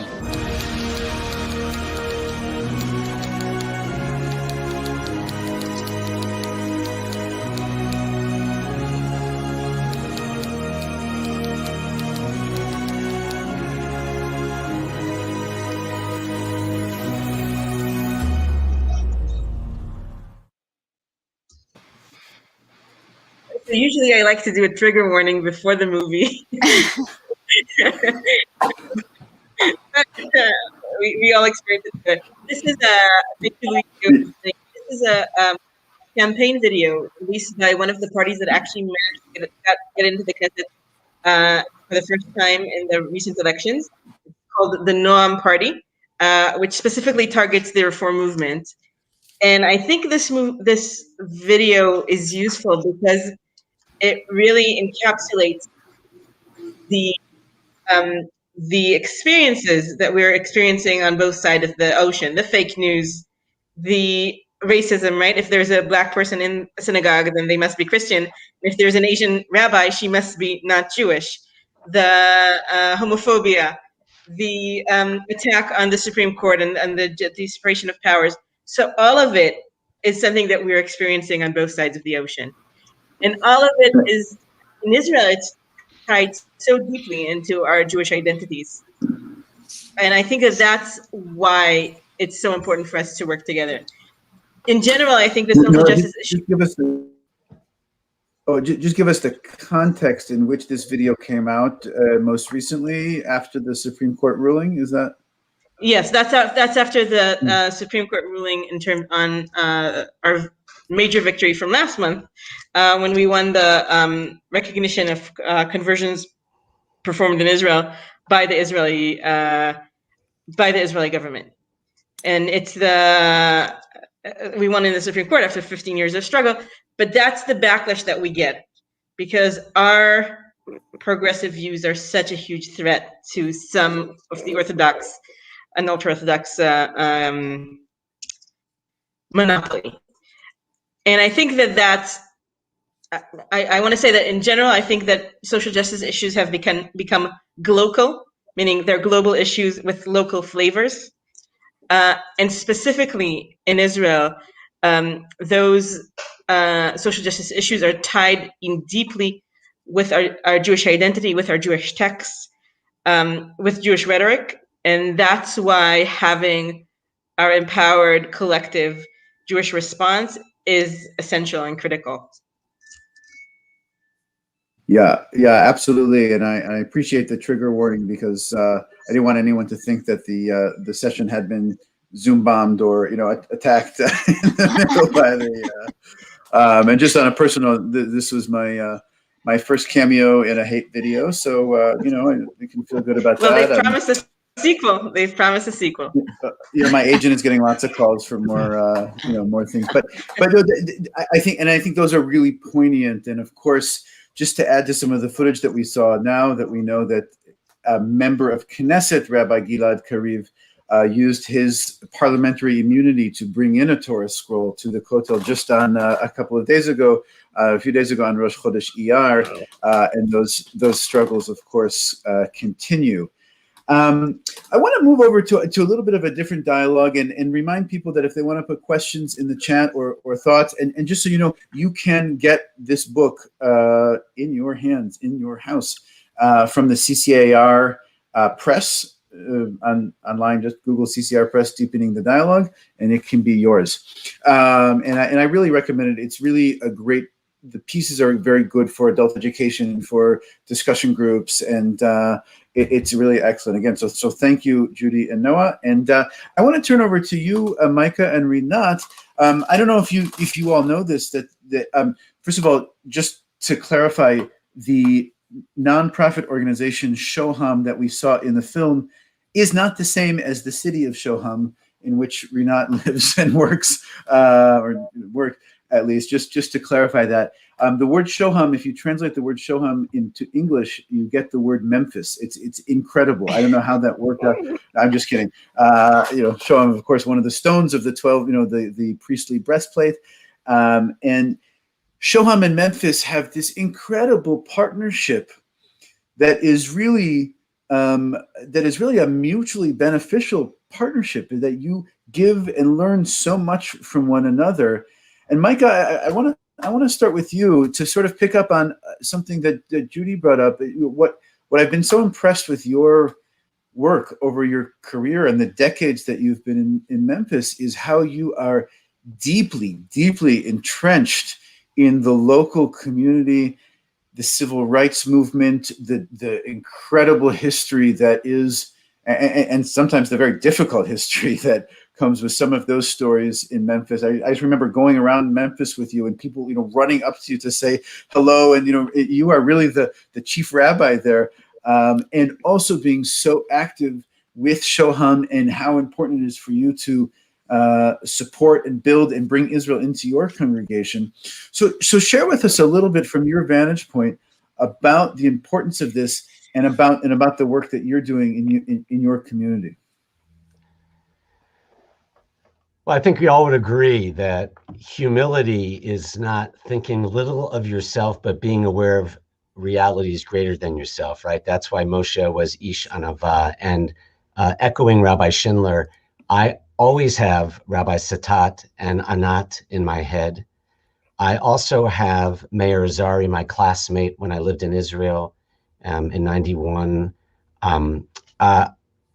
I also have Mickey Boyden in my head, my first senior rabbi, and Lee Diamond, Zichrono Livracha. So I want to talk, though, about the other person who hasn't said much yet, Rabbi Tzfania. I can talk about Shoham and Memphis and about our work, and we can get there. And it's kind of beshert because the Avnei Shoham, it's an onyx that is black and white. And I live in a majority African-American city with all the migvan, with all the colors in between. But Rabbi Tzfania doesn't even know how our relationship began, even if we've been like brother and sister on a journey reaching a major milestone in recent days.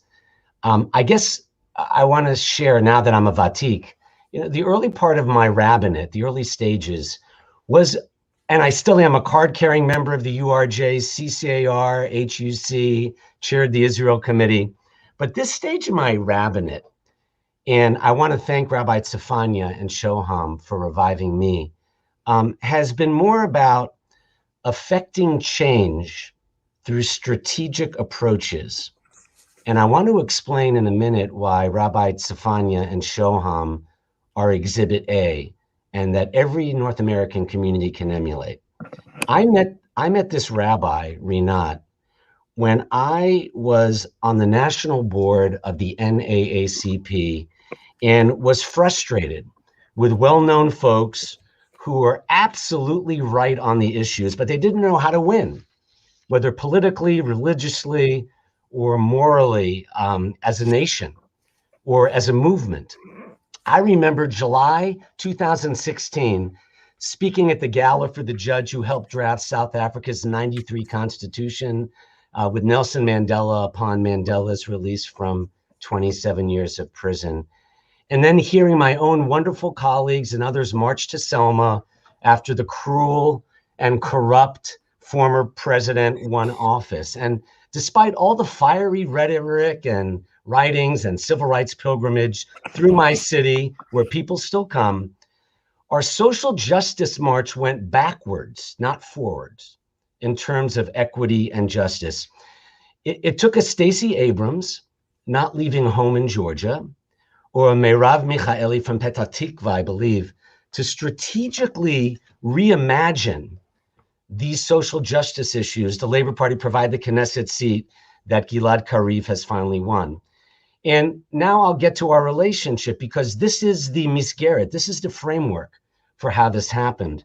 When Gilad and Nir Barkan were conceiving Domim, and Gilad informed me that an amazing mind and heart, a gifted Israeli rabbinic student named Rinat Tzfania, was trying to help this community establish the first reform or conservative synagogue in the beautiful town you mentioned, Josh, between Tel Aviv and Modi and Shoham. And here's the kicker.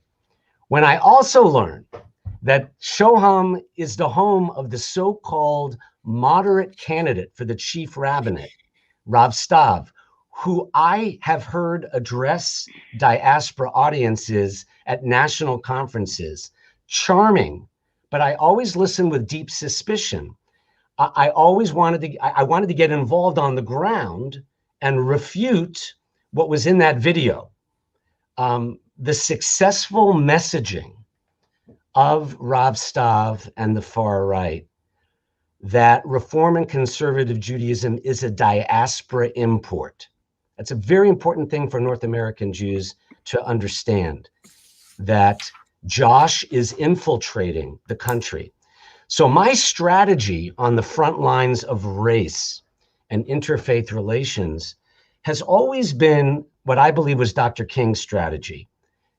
It wasn't about dreaming or preaching. It's about strategy. You reveal the good and you unveil the evil. You do both, and you have to do both. Sometimes to reveal the good, you have to unveil the evil. And then the people will decide whether in Memphis or Shoham. I will close by saying just one sentence. Rabbi Rinat Tzfania is the good beyond the friendship that we've formed. So it's all about the talent. It's all about the leaders, but it's also about revealing the good and unveiling the evil. And Memphis and Shoham are really mirror images of each other. We can get to that later. I love that sentiment, and I think that's a really succinct statement that we can take through, revealing the good and the evil, because for so many it's black and white. And Noah mentioned this earlier, to say some people just think it's Israel can do no wrong, and some people can think Israel can only do wrong, and we really have to balance that. But Rinat, let me turn it to you.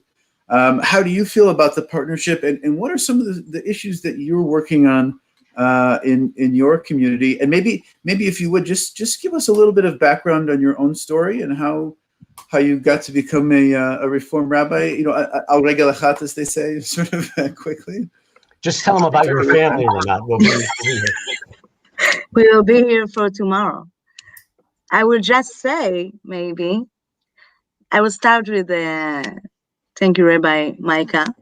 This is hazchut sheli, that you are the one that chosen to be our like ach boger, like a big brother, a big sister, a big family, to be a part of a big family. So, and that's what I feel in Memphis, a family. So for me, this is, we won on this zachinu. And I will say about this short movie, that you understand that the people that was involved in opening this Noam party are my nephews. So now you understand where I came from. So yes, part of them are my family, and my family have it all. My family have people that created this movie, afraid and terrified movie. But because they are part of my family, I have to hear them. And not just to say, oh, this is disgusting. What is that? No, no, no, no, no. I have to hear them. I have to feel the fear in the voice.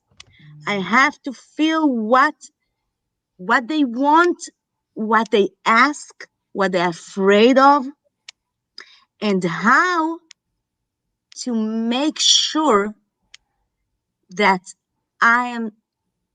they are still my family and I'm still me. And sometimes it's hard, everybody has a family. It's hard to be yourself and not, and still holding hand with your family. And this thing is also go for the diaspora and Israel issues. We have to have each other holding hands together. Although sometimes it's different, sometimes it's something else. Sometimes when you hold hand, you can shake a very, it can be hard, yes? But still together. And I said sometime, one time when Rabbi Micah said to him, what will happen, Rinat? What will happen? And I told him, Am hanetzach lo mefached miderech aruka. The people of Israel are not afraid from a long road. And I am in the Reform movement. I'm now 43 years old. And from age 12, I'm in this movement. So I saw it all. I saw the journey. I saw the journey in Israel. And, drop by drop, how you say it, like tipa achar tipa, drop by drop, things are changing in Israel. And it seems sometimes, oh, this is terrible, but no. I will tell you, things are changing. People see us. People come to us doing bar mitzvah, doing bat mitzvah. You mentioned Rabbi Stav. So Rabbi Stav, what the things that he said all the time was, there are no reform in Israel, right? They are only in the United States. It's good that you are there. You are not in Israel, especially not in Shoham. But thanks also to Rabbi Micah and the people in Memphis, the big community, the big family that we have in Memphis, he understood to see, they have a big family there, and also they grown here, and we grown. In 7 years, we started with 5 people. Lifnei Corona, yes, before the Corona, we were like 80 people in Kabbalat Shabbat. This is amazing. It's a growing. 300 people in Yom Kippur. So things are happening. It's happened le'at, slowly, but it's happening, and it's happening because people, and that we are talking about also in the civil rights and things like that, justice. Justice is not happening like that. It's journey. And we all know here because Noah is there, Judy is there, everybody is there, Micah is there, you are in Memphis. You see it all the time. So one of the things that we did together is to understand that we are going together in this journey as communities together. Also in a politic way, like pushing a pressure on the mayor from the community in Memphis to understand that if we are a twin, I don't know, we didn't say that. A year, we became like a partnership together, right? In Edomim. And a year after, Shoham and Memphis and the city of Memphis became a partnership. And one of the things with this pressure said, why we picked Shoham and not another city? because you have a reform synagogue, a reform community in your city. That was the first time that the mayor called me. The first time. He didn't till then he didn't call me and say, you have friends in Memphis? I say, yes, I have friends in Memphis. I have a family in Memphis, a reform family in Memphis. So now I became interesting. Sometimes you take politics and you take your thought together and it goes together. And we started to do things together. We had amazing, when I came first to Memphis, Rabbi Micah advised me to go to a gala evening of a place called Facing History. Israelis haven't heard about that. What is Facing History?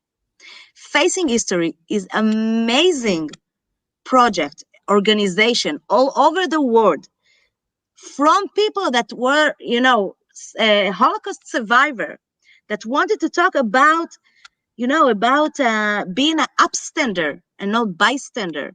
When you see that something wrong is there, when you see racism. And I asked myself, how come Israel don't have it? How come? It's in every place in Israel. Racism, being a bystander, not upstander, and we are Jew. We are Jew. So I told to Rabbi Micah that he blew my mind there with that. And when you're going to Memphis, you have to take a tour with Rabbi Micah to the Civil Rights Museum, because this is the tour. No one else will do the same thing. So I said, let's bring it to our youth, because also youth in Memphis sometimes don't know the whole story of what happened in Memphis.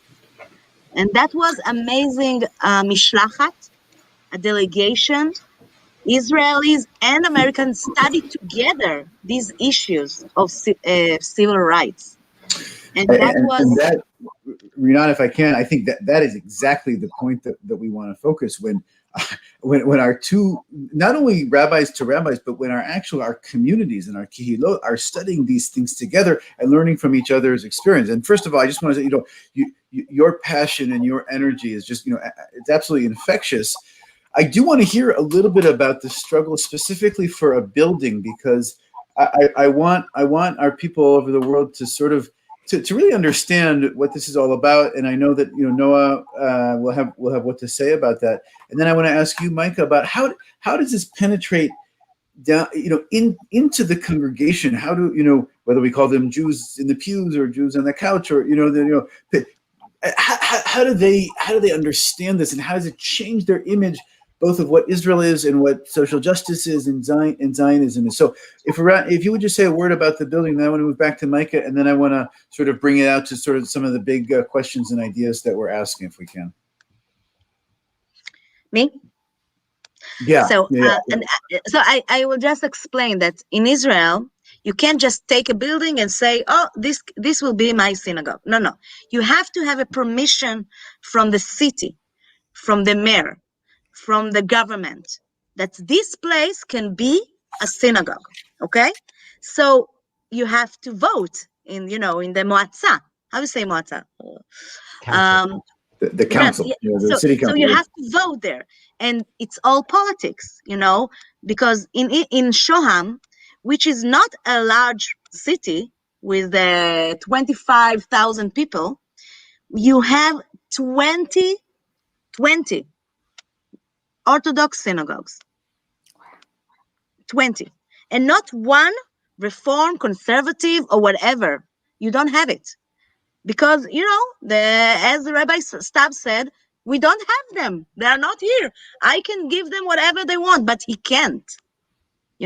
Because when a woman wants to go לעשות עלייה לתורה, she can't do that. So it was a struggle. And we were going from building to building, from place to place. My car was actually a synagogue on wells. Yes, like a Chabad, I have a tank of mitzvot, and we needed people to encourage us also. You know, when Rabbi Micah, the first thing he told me, I want you to dream big. Tell me what you see, and if you will dream big, you will get there. And you know, when you come to Memphis and you see this amazing community for years, for decades that are there, you're inspired. Mm. You know, I came with 3 people from Shoam, adult people, that they came to Memphis, and suddenly they understood, wow, what is this all about, and what we want to do in Shoam also. So Rinat, let me let Micah jump in. Yeah. Yeah, I'm feeling very inadequate because I do not think it's about Memphis and Shoham. I think it's about your topic today and about how North American Jewry has not done its job. The reason why Noah is my shiro is because what she is doing with a skeletal staff, we haven't leaned in with our power as North American Jews. And the way we're leaning in is by all these protests and proclamations, but not leaning in the way that Rinat explained. So for instance, 75% of Shoham is secular. They have 22 Orthodox synagogues and 0. So we work quietly now that it's over and we have the building. You know, you say to someone like Rav Stav, we don't expect you to promote Reform Judaism in Israel, but you know the principle Sheval Tazeh, don't do anything.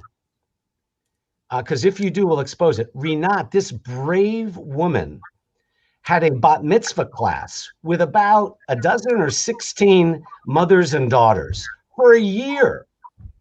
Then a month before, they go radio silent. They won't answer her emails because someone, I won't say who, called the husbands and told the families that this wasn't real Judaism.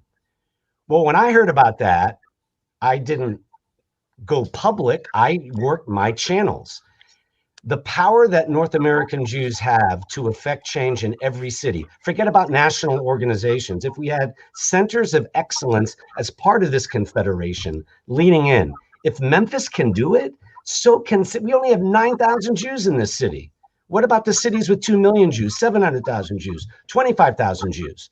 And I just want to say, you know, with Noam, we need, I don't know if that video is the way to do it, but when you have members of the Knesset bringing farm animals to pride parades or defending male rapists of 13-year-old girls, or during Corona when domestic violence increased 250%, you have to make a decision. You can't sit on the fence on that one, American Jews. I don't care whether you're Reform, Conservative, or Orthodox.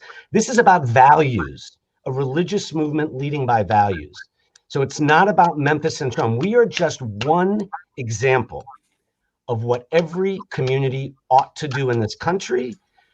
People in power, and we all have power, but especially larger cities than Memphis. I just urge you to not follow our lead, but to do even better than we've done. But yes, Shoham, as of 2 weeks, we have the building. Im tirtzu enzo agada. And that's the message of Yom Haatzmaut, right? And that's what I hope you can inspire us to do, Josh. It's such a perfect message, Micah, what you're saying. And in the time that we have left, first of all, if you'd like to make a comment or ask a question, you can put that in the comment section, and we will get to it in the few minutes that we have remaining. But I want to build on what you're saying, Micah, and I want to open it up both to Judy and Noah as well. In that, what is our role? What should we be doing? How can we act, and how can we be strategic and use the right tactics, and how do we leverage that power? Judy, what would you like to see us do, and Noah, how do you see it from your viewpoint? As you know, this huge community, you know, as Micah said, some cities have hundreds of thousands of Jews that can weigh in. Judy, how do you see that role being played as an activist and as someone who's working in all of these channels here? I think we need to create the structure through which we can empower those across the United States to get engaged in this work. I like to say that there's a ladder of civic engagement. There's relationship building. We have to create those relationships, as Micah and Rinat have done so beautifully. There's education to really study the issue. There's donation. Woodlands Community Synagogue in New York, they have a beautiful list of 10 social justice organizations doing phenomenal work in Israel. We have advocacy, learning how to use our voice, learning the issue. We have organizing, building power, as Micah showed us, to create the change that was required to give these women, enable these women to have the Benot Mitzvah. And then finally, there's joining a movement. But here's the beauty. We have the movement. So we just need to put the structure in place in order to empower those with power to get engaged, to bring about our vision for Israel. That is a just Israel, a Jewish Israel, an inspiring Israel that can be indeed that light to the world. Yeah, well, wonderful. And I'm thinking about those steps that we need to take, and I think many of our communities are in different places on that journey as well. Noah, what do you think? What do you say? Oh, I believe you're muted. People are trying to silence your voice all over the place. Connected to what I wanted to say. I think that the main issue is finding our voice. I think that the feeling that Judy described at the beginning of the conversation of not being really sure if she has a role, I think that that's the first step that we need to go through, to say we have a role. If this is the Jewish state and it represents me in Memphis, in Charlotte, in Hong Kong, then I have a role to play. I think that that's the first step that we are in, and I think it's crucial and critical. And because the challenges that we're facing are becoming more and more similar, I'm sorry to say, then I think that the mutual work is becoming even more valuable than it was in the past. I love that. And in the 5 minutes that we have left before we thank our panelists, I want to get, as what we would say in Israel, I want to get tachlis, for a second here, because Rinat, just like you said, that the community that you developed did not happen overnight, and it was a long process, some arduous, and I'm sure you had many late nights and no lack of frustrating experiences when you were trying to build this, and I think that is a similar experience. And I'm thinking about many of our communities in Israel, whether it's Gedera or Cholon, or even in Haifa or Carmiel, and all over the place, trying to build this really from the bottom up, and trying to it's community organizing is what you're doing, and I want to think about the relationship that you built with Memphis and with Micah and his community. For those of us listening out there, if you're sitting there thinking, how can my community do that? Well, you can, and you can get in touch with us and with our partners, David Bernstein and Smadar Bilek, who are running the Dumim program, and to say let's not make this about just sort of the superficial meeting. Let's sing Shabbat songs together. That's nice, but also how do we attack the issues and meet the challenges that we're both fighting? How do we do those things together? Noah, I want to ask, this is just a random question. Does money help? Does funding help at all? Is that, would that be helpful? Not to speak of it on Shabbos for us, but yeah. So it's actually, it's right after Shabbos here, so I can speak. One of the ways in which the right is gaining power and the progressive camp is losing power is because the right wing is so heavily funded from the US, and the progressive camps on all sides are much less, are funded in a fraction of that. And actually, Iraq launched on Yom Haatzmaut, on our Independence Day, a campaign for our crowdfunding campaign, our first ever crowdfunding campaign, to support our work with the new Knesset, which, as you have seen, is challenging. So anyone who can be part of that is part of making that change, and every little bit counts. in this critical moment. Okay, well, this has just been, really wonderful and such an inspiring conversation to listen to all of our stories and just to shed light in all of the work that we're doing. And I would love us just, if you're out there watching, say, what can I do? At the very minimum, sign up for the Iraq newsletter, The Pluralist, sign up for the ARZA Weekly newsletter, just so you can hear a little bit, and follow, Judy and Micah and Rinat on Facebook and Instagram. That they're posting stories all the time of their joint work, and join us on. I'm going to end with Rinat's description of Zionism.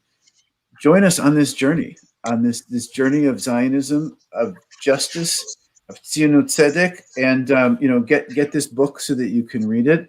And I just want to thank you all so much, the four of you, for taking time on Shabbat and on Motzei Shabbat from your families and from everything else that's going on to share your Torah with us. It's been so inspiring and so incredible. To all of you watching outside, take a quick break and then come back for the next session because you won't want to miss this. And in just an hour time in Israel, Shabbat will be out already, and we'll have the opportunity to listen to Shani Ben Or and Boaz Dorot. And really, Toda Rabba, Shabbat Shalom, and Atzmaut Sameach. Toda Rabba, Shabbat Shalom. Toda Rabba. Toda.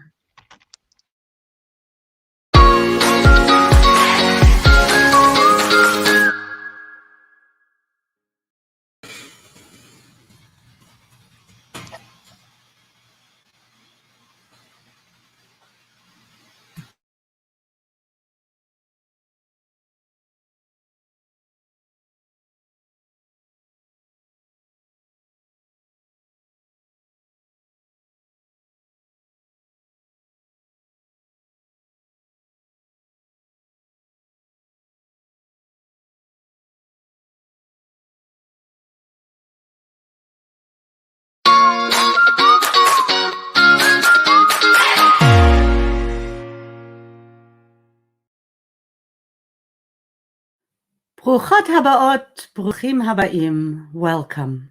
My name is Rabbi Leah Mühlstein, and I'm the International Chair of arzenu. Today I have the privilege to introduce our two wonderful speakers. From Tel Aviv, we are joined by Rabbi Meir Azari. Rabbi Azari is the Senior Rabbi of the Beit Daniel Centers for Progressive Judaism. He received his rabbinic ordination at Hebrew Union College, Jewish Institute of Religion in Jerusalem. Prior to his role at Beit Daniel, Rabbi Azari was the executive director of the Israel Movement for Progressive Judaism. He's widely recognized for his contributions to progressive Judaism in Israel and around the world. Rabbi Azari has published 2 books, including one focused on the topic of Israel Independence Day, its customs and traditions as they evolve in Israeli society. Welcome, Rabbi Azari. Shalom. Joining us from Jerusalem is Professor Rabbi Dalia Marks. She is the Rabbi Aaron D. Pankin Professor of Liturgy and Midrash at the Jerusalem campus of Hebrew Union College, Jewish Institute of Religion. Rabbi Marks, 10th generation in Jerusalem, earned her doctorate at the Hebrew University and her rabbinic ordination at HUC in Jerusalem and Cincinnati in 2002. She's involved in various research projects and is active in promoting liberal Judaism in Israel. Rabbi Marks is the author of numerous books and journal articles. She's also the co-editor of the new Israeli Reform prayer book, Tefillat HaAdam. Rabbi Marks, Rabbi Azari, Dalia and Meir, welcome, and we look forward to your discussion. And I hand over to Rabbi Meir Azari. Thank you. Hi, Leah, toda rabba. Thank you very much. It's a great honor to be in this panel and under the auspices of this unique organization, arzenu, the World Union, and ARZA, and so on and so forth. Yom Haatzmaut for me is a special day. Many years ago, I grew up in Haifa, and I used to work with my father that owned a small company that dealt with loudspeakers. One of his main events every year was the work that he did with the municipality of Haifa in Yom Haatzmaut. He organized the music, the shows, whole system of the loudspeakers for the artists that perform in this unique Israeli day, Yom Haatzmaut. In 87, a year after I became the director of the Israeli movement for progressive Judaism, that was the first year that I didn't come to work and to help to my father. I was in Jerusalem that evening of Yom Haatzmaut. And my father died that evening while he was working in one of the events. Shock, he was quite young. I drove immediately to Haifa. And during the morning, I came to the hospital, to the morgue. I saw him, I say, shalom, goodbye, I kissed him. While we went out, my brother and myself from the morgue, the guy from the burial society, Chevrat Kadisha, approached us and said to us, you know, the funeral will be held today at 1 o'clock, noon, a little bit after noontime.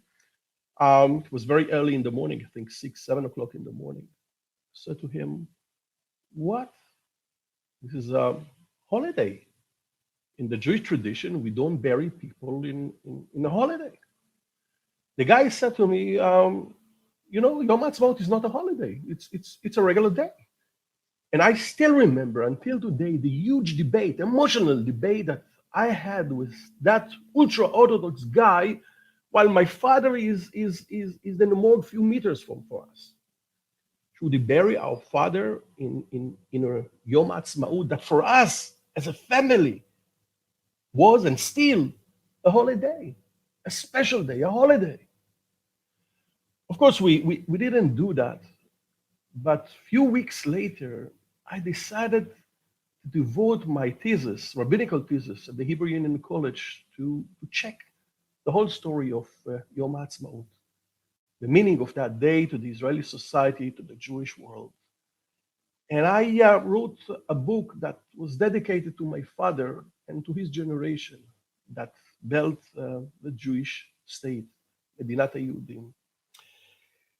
And I found myself dealing with a subject that in a way presents so much conflict, so many conflicts that evolved from May 5th, when David Ben-Gurion stood a few hundred meters from our synagogue of Beit Daniel and declared Medinat Israel is alive. Can we add a whole Jewish tradition? Read the scriptures of so many ultra-Orthodox rabbis. There's no way to add a holiday. You can't do that. My book contains dozens and dozens of quotations from Chabad to the ultra-Orthodox of Hasidut Gur and Vishnitz. They are presented today at the Israeli Knesset with my friend and my colleagues, Rabbi Gilad Kariv. And if you add a holiday, how can you do that? A religious holiday? A secular holiday? What it means a secular holiday? What it means religious holiday? And if it's a Jewish Israeli holiday, what about the diaspora? About the Jewish world outside of the state of Israel? Can we see that is their holiday? What is the relationship? And if yes, what do you do in that holiday? Do you read the Torah? Do you read the special Haftarah? Do you add Hallel? What do you do as a religious holiday? And I discovered that it's a fascinating story. The whole issue of Zionism, a whole issue of Judaism within Israel, and the relationship between us, the Israelis, and you there around the world is somehow packed in this issue. We just heard in Israel while we record this session, the siren for the Holocaust Memorial Day. About 6-7 million Israelis stood for 2 minutes. It won't happen in your communities. What do you mean a Jewish Day? Is just for us? What about you? What means meaning of Yom Haatzmaut to Jewish communities around the world? And if there is a meaning, what we do?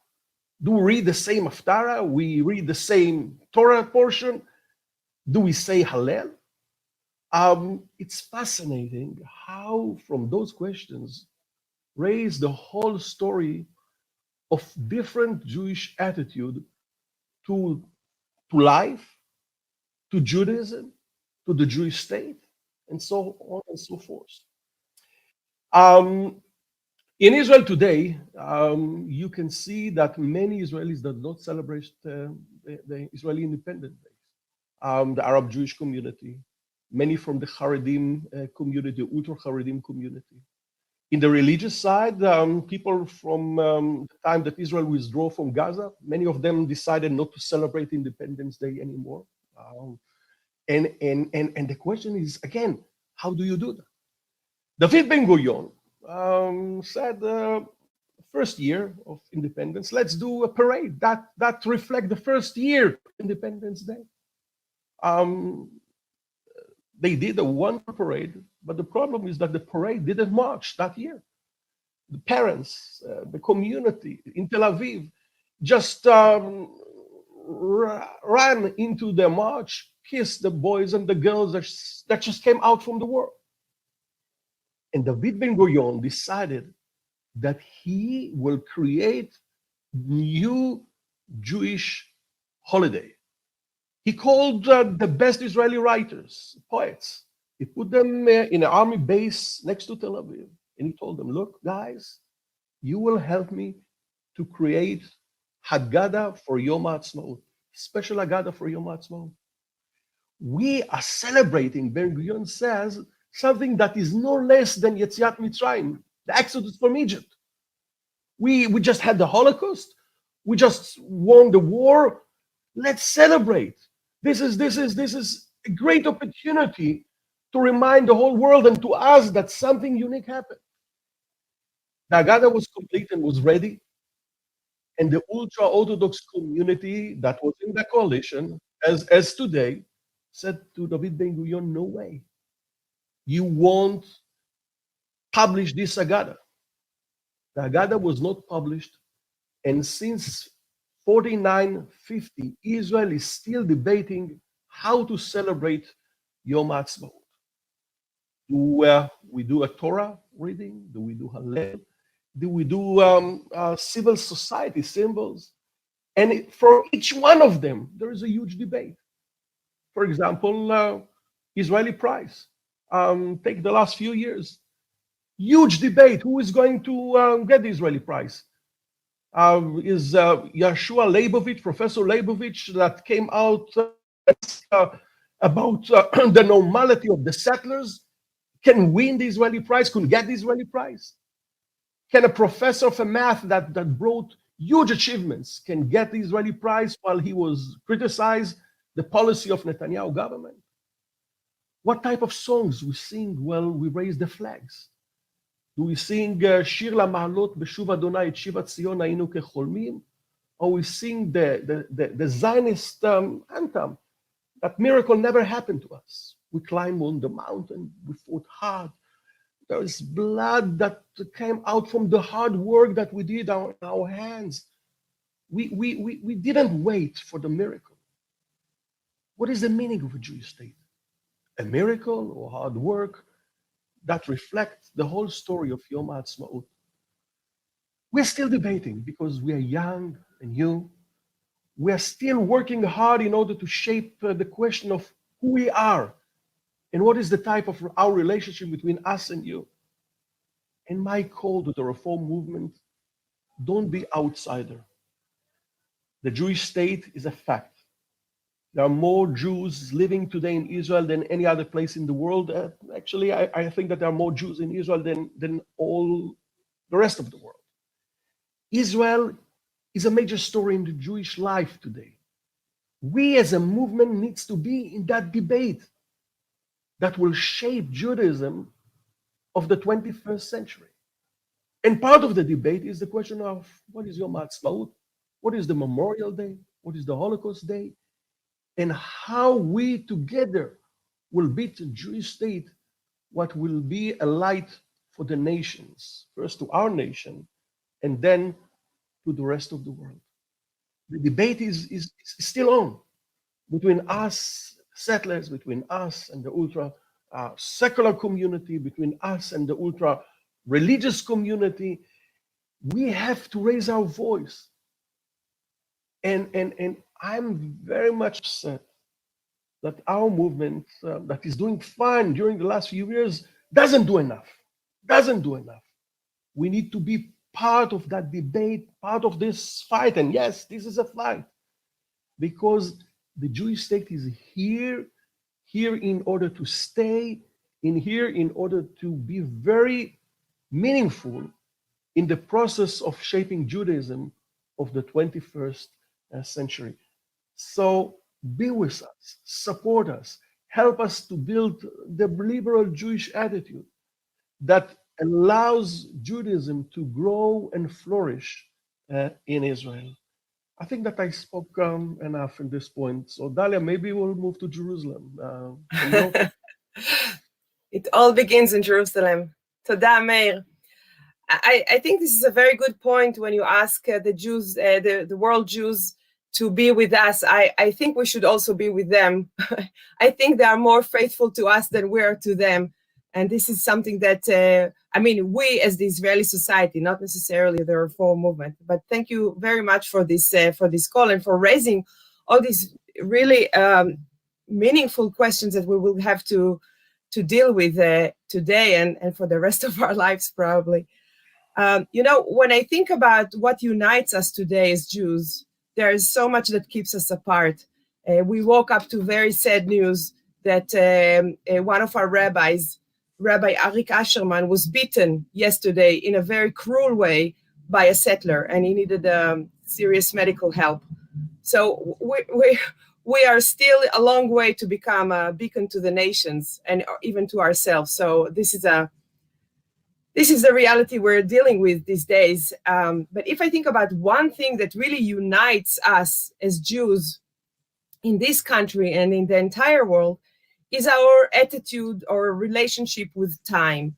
It doesn't matter how you celebrate your Shabbat. It doesn't matter if you go to the synagogue or you celebrate it within the family or with the other types of communities. If you go to the beach, if you go to football games, I don't know if it's possible today, but but the reality is that we celebrate Shabbat. We mark Shabbat as a separate day, as a different day from all other days. And the same with the festivals. Different people celebrate Pesach in different ways. You can celebrate the Exodus from Egypt. You can celebrate the spring coming. You celebrate the Freedom Festival or all the above. But the fact is that more than 95% of the Israeli Jews, at least, celebrate the Passover Seder. When we come to the modern time rituals and days, this the picture becomes a little bit blurs, because all of us were there when the Exodus from Egypt occurred. All of us were there when the temple was destroyed. But now different Jews in the world have different experiences. I want to explore with you the cycle of what we sometimes refer to as the Israeli high holidays. And then maybe, Meir, and you and I can talk a little bit about what can be done about it in a more global way for us as the Reform movement, for us as Reform Jews. So if you can please share the PowerPoint that I prepared. Yeah, so we sometimes refer to it, as I said, as the Israeli high holidays or the cycle of Tkuma. Tkuma means to rise up. And the days of that mark this cycle are the following. So first of all, we have Yom HaShoah on the 27th of Nisan. By the way, we're filming this on Yom HaShoah, as Meir was already saying. Then we have Yom HaZikaron on the 4th of Iyar. That's the Memorial Day for the fallen soldiers. Then we have Yom Haatzmaut, the Independence Day, the following day, which is not an easy choice to have the Independence Day right after Yom HaZikaron, the Memorial Day. And eventually, if all these 3 days mark the past, past tragedies and past sacrifices and past victories or achievements, then Yom Yerushalayim is really a window to the future. And it's also the most controversial day, because what we are actually celebrating on Yom Yerushalayim, that will take place on the 28th of Iyar. So let me just show you that the formal titles of these days. The Holocaust Day is not just the memorial day for the victims of the Holocaust, but it's also the formal title is Holocaust Remembrance and Heroism Day. Yom HaZikaron is the Israeli fallen soldiers and victims of terrorism Remembrance Day. Yom Haatzmaut is, of course, the Independence Day. And Yom Yerushalayim, as I said, is what are we celebrating? The liberation of Jerusalem, the unification of Jerusalem, the occupation of Jerusalem. In the last few years, there's another event that is marked in Yom Yerushalayim, and that's the sacrifice of the Ethiopian Jews, of the community of Beit Israel, on their way to Eretz Israel, where a lot of people and many children perished on their way. But let me just bring back the question that we had before. And Meir was telling us about this very sad Yom Haatzmaut that I remember very vividly, 1987, when his father passed away. You were in Jerusalem, Meir. I was actually in Haifa during my military service on that year.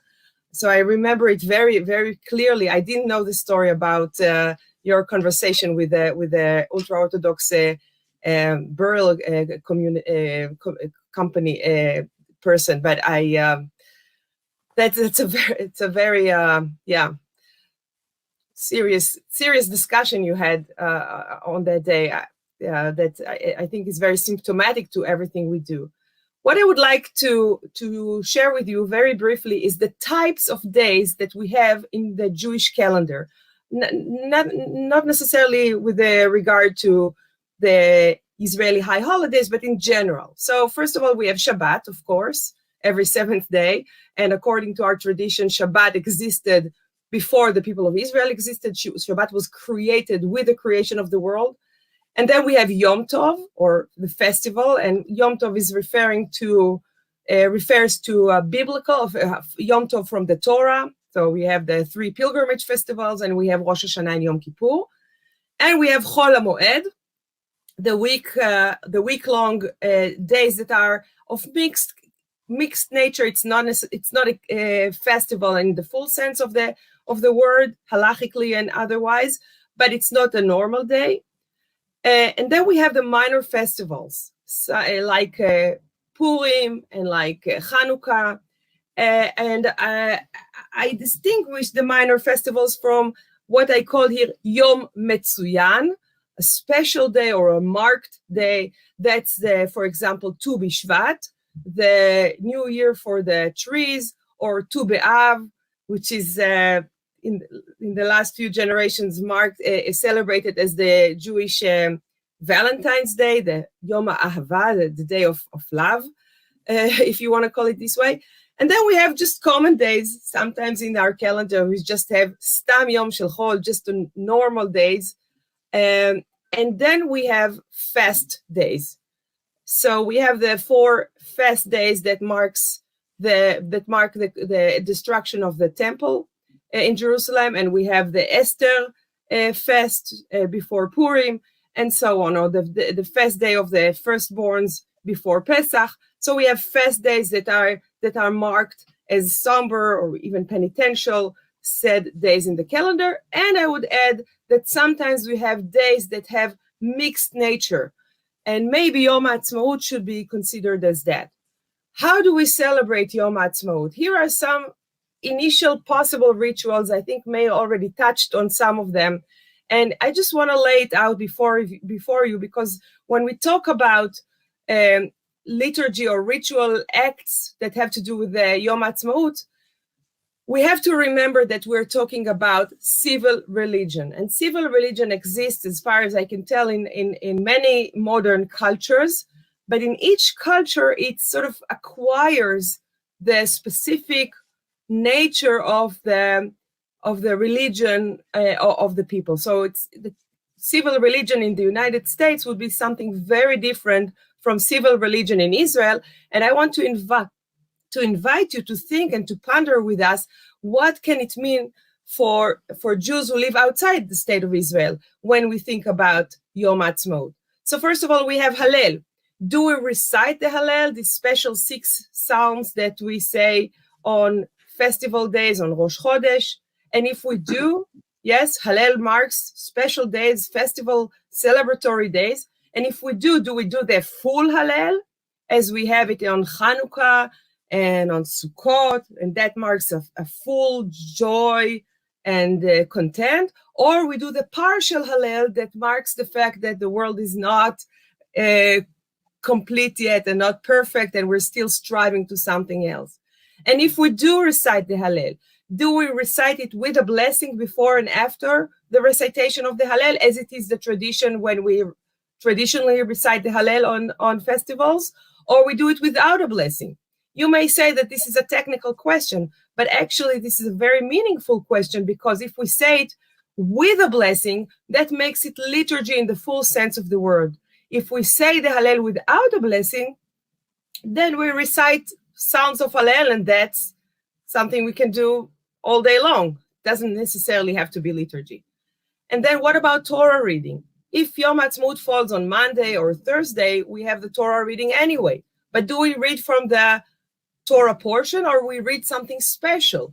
For example, from Deuteronomy 8, that talks about the voluptuous land of Israel, and where you have the 7 species in which the land of Israel were blessed. And if we do the Torah reading, do we do also Haftarah? And if we do Haftarah, which is the Haftarah, which prophetic reading we wanna read on that day? Something that has some sort of a messianic air to it, or something that speaks about peace in the future to come. And then once again, what do we do with Al Hanisim, right? Al Hanisim is an insertion that we have in our prayers in the Amidah, and also in Birkat Hamazon, the grace after meal. We have it on Hanukkah, and we have it on Purim. Do we want to include Al Hanisim also on Yom Haatzmaut? In other words, do we consider the establishment of the state of Israel as a nes, as a miracle? And if we do, what is the version that we want to choose for this day? By the way, this is one of the questions that we had a lot of debates when we created the new Israeli Reform Siddur, Tfilat Ha'adam. Is the text of Al Hanisim supposed to mark the military victory, or the ingathering of exiles, or the achievements that the state of Israel has made since then? So all these are very profound questions that find their expression in the text that we're using. And then another suggestion is to do kiddush, to do a special kiddush, sanctification of the wine. Remember what Meir said to us. For me, Yom Haatzmaut is a Yom Tov. So on Yom Tov you do kiddush, and you also say Shechianu. What about candle lighting? And if we do candle lighting, do we light the candles with a bracha, or with a supplication, with a new text, or with some of the older texts? I know that in many communities it is accustomed to blow the shofar, or to read some verses from Lecha Dodi that talks about Jerusalem. You know, Lecha Dodi is the poem that we sing on Friday night on Kabbalat Shabbat, but most of the verses in Lecha Dodi don't talk about Shabbat. They talk about Zion. They talk about Jerusalem as a suffering feminine entity that we ask her to rise up from the ashes, from the dust. So do we want to read some verses from Lecha Dodi or from Psalms? There are some ritualistic ways of flag waving, and then all kinds of tefillot or blessings that go with that. And what about new rituals? So in the last decades, Meir, you can correct me, I think it started in Haifa, if I remember. I remember it from the 70s in Haifa, a special service that marks the end of the Day of the Remembrance of the Fallen Soldiers and the beginning of Yom Haatzmaut, because this transition is very devastating. It's very painful for a lot of families who lost dear ones in the wars of Israel or to terrorist attacks. And this ritual that is based upon the Havdalah service that the Havdalah service that we do on Saturday night to marks the difference between Shabbat and weekdays is used here. But unlike the traditional Havdalah, this Havdalah does not mark the difference between holiness, Kodesh, and Chol, profanity, but between Kodesh and Kodesh, between two sacred days that are very different in their natures. And then what do we do? Do we have all kinds of new prayers and new liturgies? There's a suggestion to use this day to go to places you don't know in the country or in the land. And if you do, maybe you should say a text there. And what about para-liturgical texts? So there is a suggestion to read Megillat Atzmaut, the scroll of identity, of independence, that was signed on the day that Meir was talking about, not so far away from his community in Tel Aviv, on the day of the declaration of the State of Israel. So there's a suggestion to read it with Haftarah tropes or of the tropes of the scrolls. I know that this Sunday there's an initiative to go to the Kotel and do a special ceremony with reading the Megillat Atzmaut. So what about all these aspects? Yeah, I will stop here, but I just wanted to sort of raise these kind of questions before you. And Meir, I would love to hear what you think about it. You can stop sharing. Yeah. I think that part of the debate is first within the Israeli society. It's still the question of who we are. They will celebrate, for example, the reading of the Megillat Atzmaut, the independence scroll in the Kotel. We do that in the right place in Tel Aviv, where it was declared. The statement that we go to the Kotel is a religious statement and a political statement. This is how I feel. And many Israelis feel that Yom Haatzmaut is still under a huge debate. And that reflects the other days that you mentioned. For example, Yom Yerushalayim, the Jerusalem Day. It started in 69, 70, and I still remember that was a huge and important day in the Israeli calendar.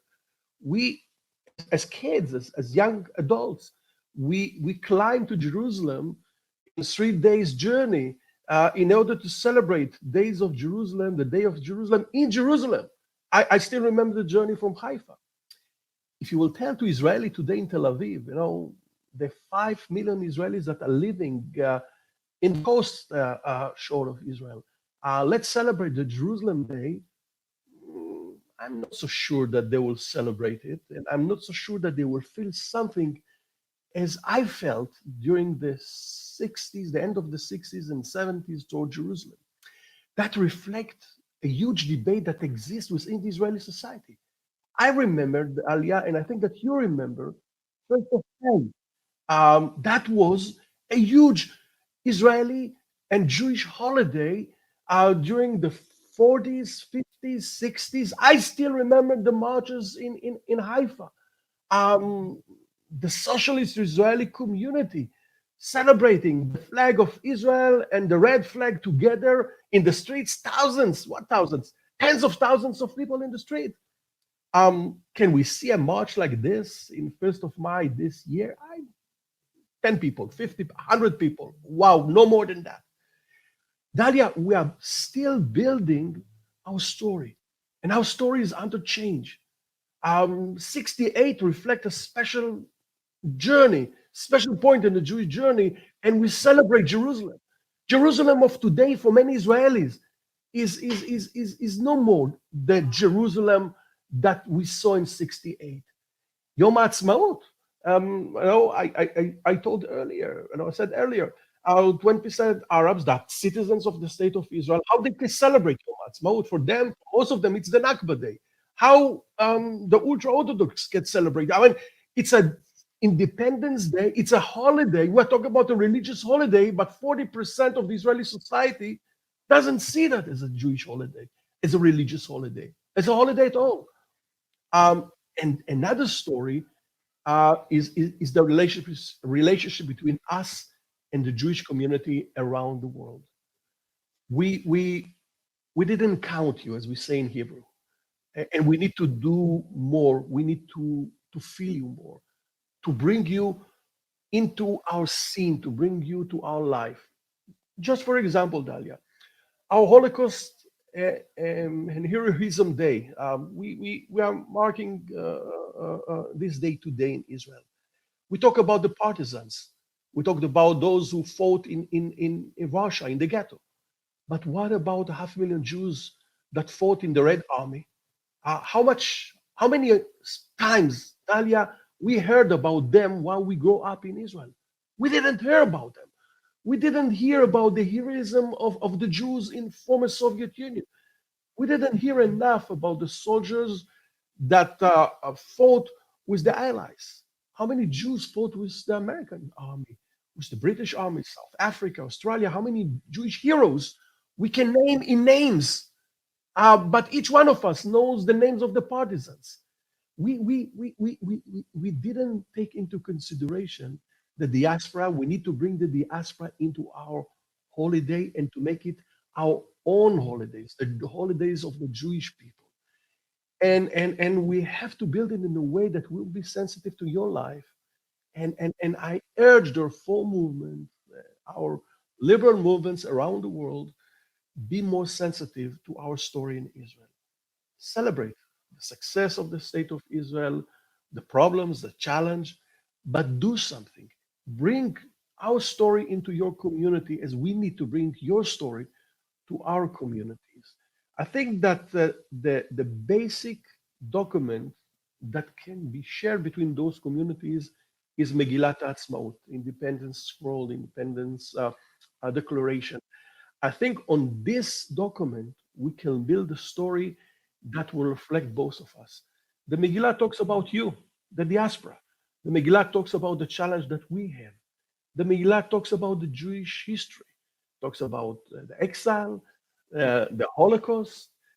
Each one of us, Jews living in Israel or the diaspora, from the left and from the right, can feel as part of this story.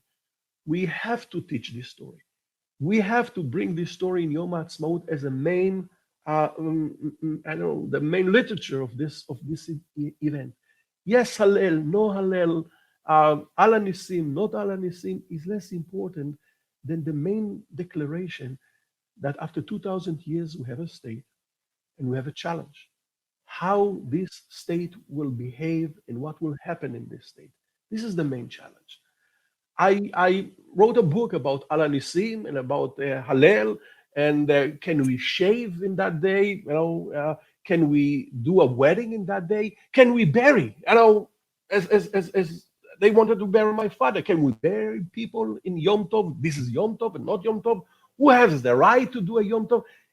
With all due respect, this is not the story. The story is how we'll build the narrative of modern Zionism that is liberal, egalitarian, and sensitive enough to the other, those who are living here within the Jewish state that are not Jewish, and those Jews living outside of Israel, and they want to have some kind of a connection, and we want to have some kind of a connection with them.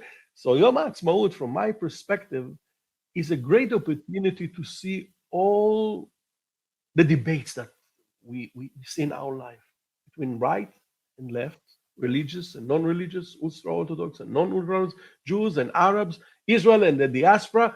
Everything is there. Everything is there in Yom Haatzmaut. And we just started to reshape that narrative. We're 72, 73 right now, almost years. It's nothing. Think about where United States of America or Great Britain was in their 73 Independence Day. We just began that new journey. And in order to make that journey in the right direction, we as Reform and liberal Jews needs to be here, influence the Israeli society, give them new perspective about Zionism, Judaism, do something that will be in the end something that will shape the Israeli society to be a better place than we see sometimes here in Israel. Dalia. Thank you, Meir, for this call. I agree with almost everything you said. You bring, yes, almost. You sort of contradict between the big and major and profound questions and the small questions. And I would like to say that I think that the way a narrative is being created is through the discussion of the small questions. This is at least how it's been done in the Jewish traditions since forever, right? And the question is, if obviously the big questions are big, and the questions if you do a full Hallel or partial Hallel with or without a blessing, this is a small question, but I think it's a symptomatic question because it really reflects the way you understand what is Yom Haatzmaut and what does it mean to have a Jewish state and what does it mean to have Jewish sovereignty. I agree with you, but let's agree that I think that Hallel doesn't say anything to half of the Jewish world of today. Most of the secular Israelis that celebrate Yom Haatzmaut in their own way doesn't understand what is the meaning of this story. Most of the Jews doesn't go to synagogue anymore. Most of the Jews doesn't go to synagogue in Yom Haatzmaut. How many Reform Jews will somehow find themselves in Yom Haatzmaut in a synagogue? So I agree with you. The details is the main story of the Jewish world. This is the halacha, but we live today in a world that is changing. I agree with you that the symbols of Yes Hallel, Al Nisim, burial in that day, and dozens of questions. It's really, for myself, it's very important. But most of us are outside of this story, and I think that we need to see the broader picture. And within the broader picture, the small details. The Reform movement needs to be very creative. You mentioned the event that we did in Haifa in the old days, that made Havdalah between Yom HaZikaron to the Yom Haatzmaut, the Memorial Day to the Independence Day. We need to find more ways that will bring creativity to the Israeli society. The way that we read from the Torah, the new ceremonies that we do. We brought the shofar to Yom Haatzmaut. The way that we celebrate in most of the Reform synagogues today in Israel, the weekend, the Shabbat before Yom Haatzmaut, the one between Memorial Day to the Holocaust and the Memorial Day for the soldiers and Yom Haatzmaut, there's a weekend in between.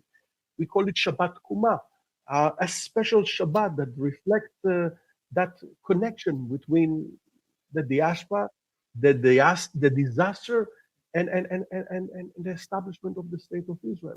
This is like Shabbat HaGadol, or this is like the Shabbat Shuvah or Tshuva between Rosh Hashanah and Yom Kippur. We need to bring creativity to that day. And I think that we didn't do enough as a Reform movement in this perspective. There's a chapter that I have in my book about the trial that we do, things that we try to do. Most of them failed through the years, but I still believe that we are very close to find a new meaning for Yom Haatzmaut. We have to think in a broader perspective. This is not a day just for the Israeli. This is a day for you as well in the diaspora. This is a day for Zionists and for those who are not Zionists. This is a day that needs to take into consideration the non-Jews that are living in the state of Israel. So we're still in a certain step into the top of the ladder and then when we reach the ladder, we'll need to go to the second ladder in order to create the right holiday, which will never occur. We still change Passover. We still change the way that we celebrate any other holiday in the Jewish tradition. Right, I think we are almost out of time, so maybe I will find another time to really lay out what I intended to say, but never mind.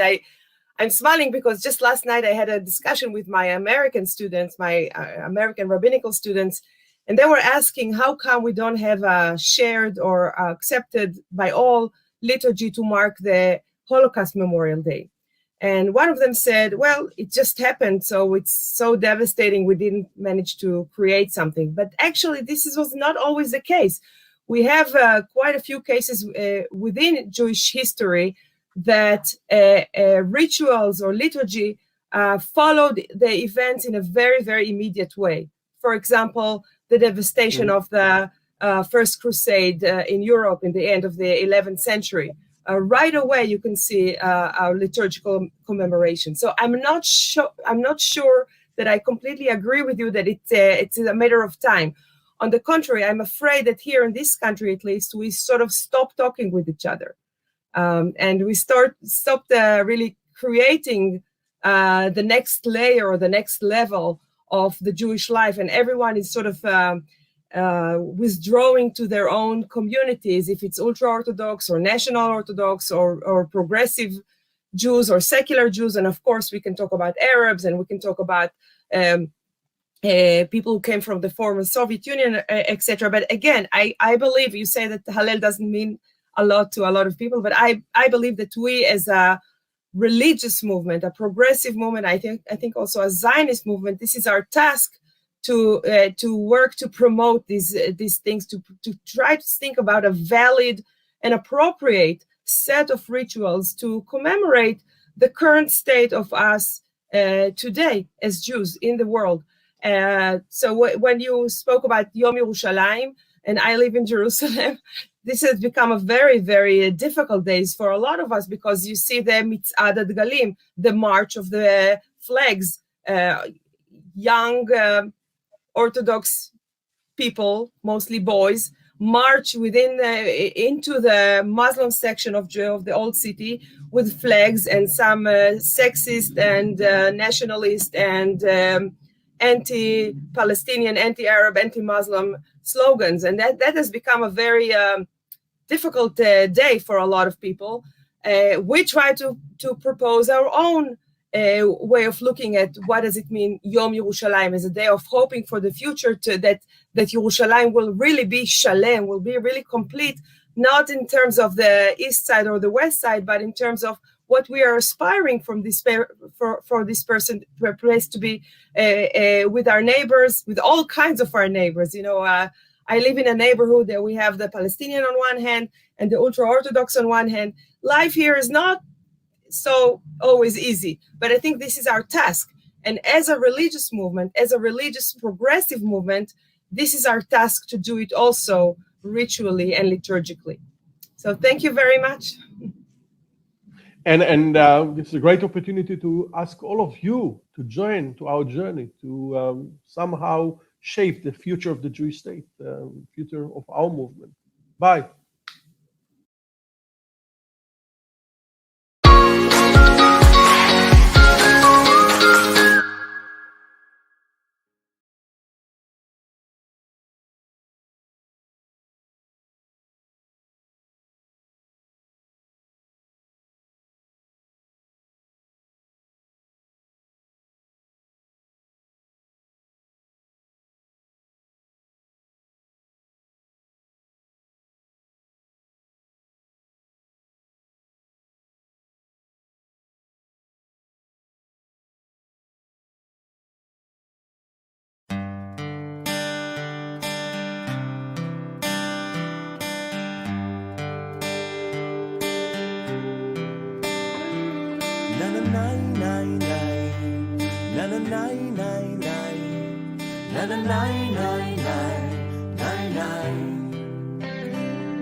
אבינו שבשמיים, אבינו שבשמיים, צור ישראל, צור ישראל, וגואלו.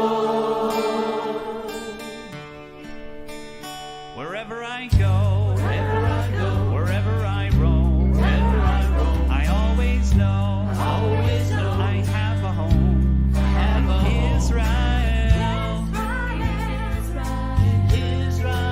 Israel,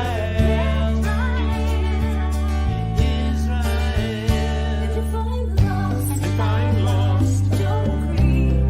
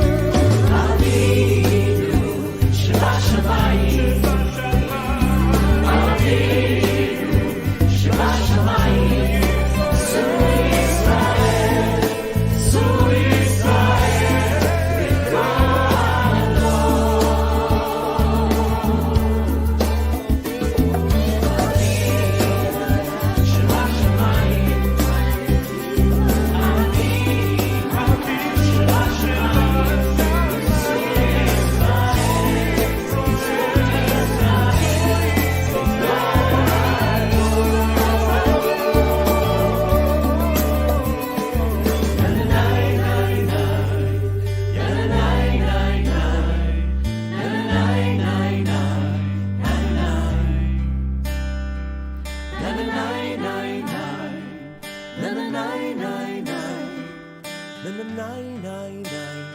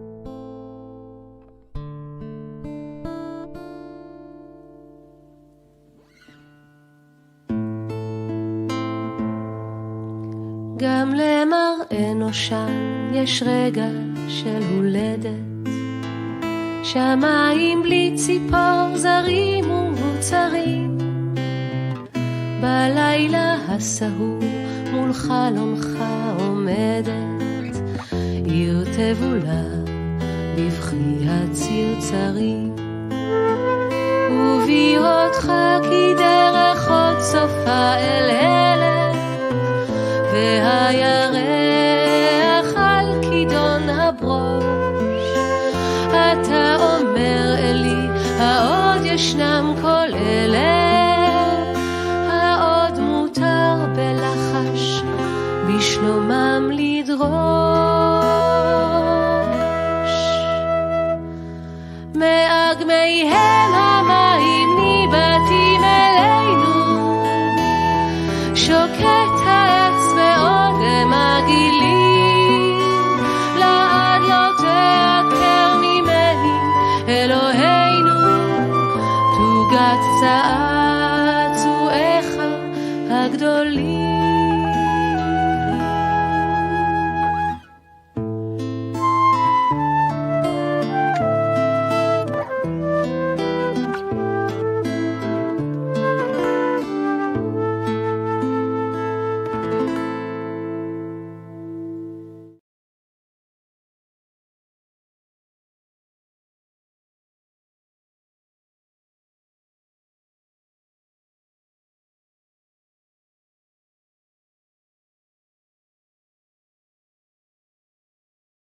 חברים וחברות יקרים, dear friends and colleagues, I want to wish you all a joyous and meaningful Chag Atzmaut, Israel Independence Day, together with us here in Israel. Since being elected to the Knesset, I have received messages of support and encouragement from partners and friends around the world, and I want to express my sincere gratitude for your support. I will do everything in my power to be an effective voice in Israel's parliament for the aspirations and values of liberal and reform Judaism and progressive Zionism, and see repairing and deepening relations between Israel and liberal world Jewry as a major strategic goal.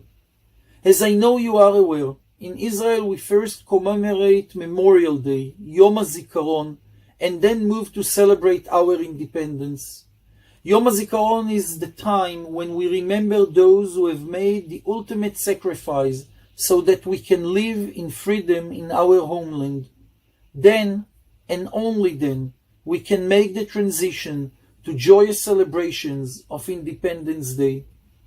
A message that I have always given during this very unique 48-hour period is that as people and movements who spend most of our time striving for tikkun and improvement of our society on so many levels, and naturally, as a result, engaged in very difficult issues that involve ongoing arguments with people and communities with our beliefs, Independence Day is the time for us briefly to suspend our critique and conflicts and reveal in memory and joy over the very fact that we have a thriving Jewish national homeland, in the fact we have a sovereign Jewish and democratic nation, and in the incredible accomplishment made in our still very young country.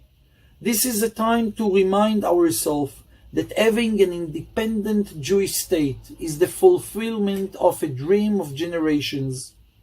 We are all proud and committed, progressive and reform Zionists, who love Israel unconditionally, while at the same time striving to nurture Israel as a democratic and Jewish nation. I ask you to continue with those two holy tasks that cannot be and should not be separated, cultivating the love of Israel and the engagement with its land, history, people, language, and culture, and at the same time working with us here to secure its values and to fulfill our vision of Chevrat Mofet, a society of justice, a beacon upon the nation. As I enter the Knesset and fulfill a long life personal dream, I do so with a profound belief that despite what we see as difficult challenges, we can, together, fulfill our collective dreams for our state and our people around the world. Chag Atzmaut Sameach. Thank you.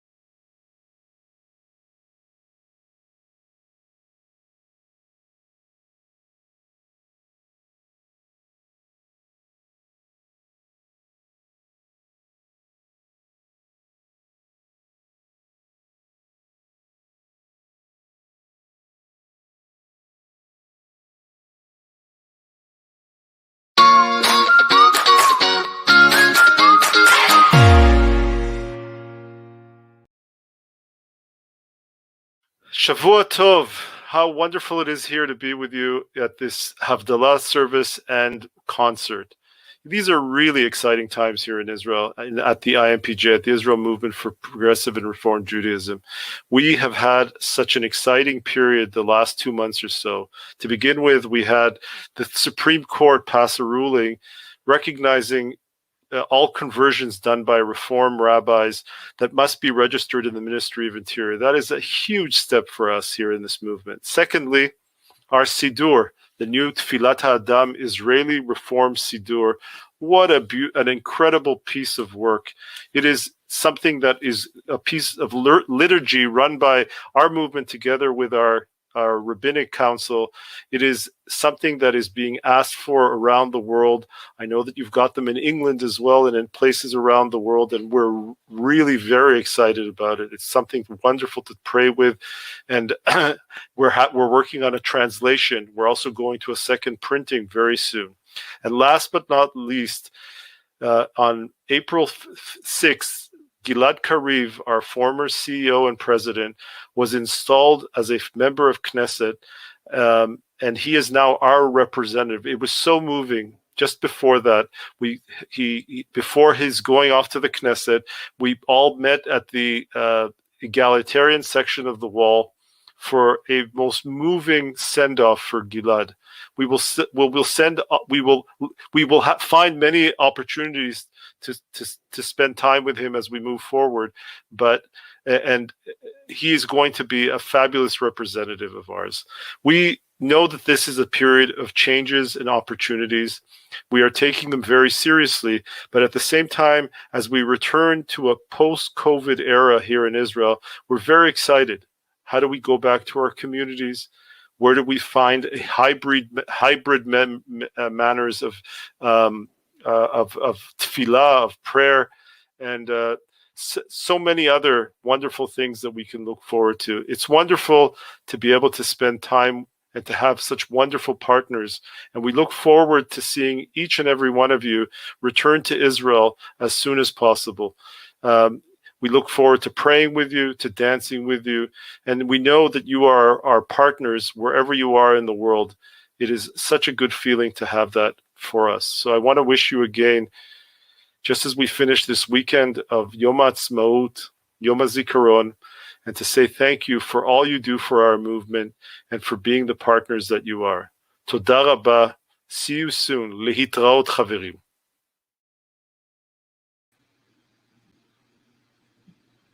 Shalom and Shavua Tov. For some of you, it may still be Shabbat morning, Shabbat afternoon, or even early Sunday morning, depending on where you're coming to us from. And I just want to say what a special opportunity this is to bring our global reform movement together. Because it's Motzei Shabbat, we've already exited Shabbat in Israel. That's the time that we're going to use to make Havdalah, as our hope is that Israel is in the center and unites us all around her.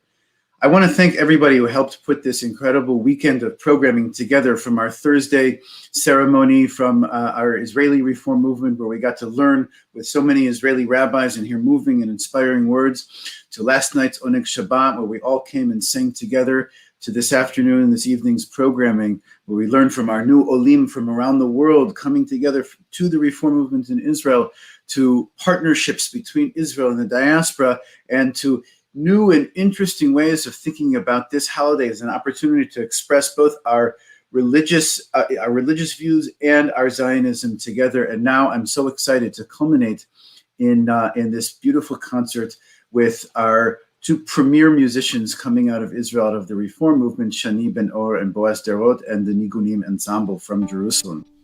Of course, for some of us, this may be the second Havdalah ceremony that we performed this week.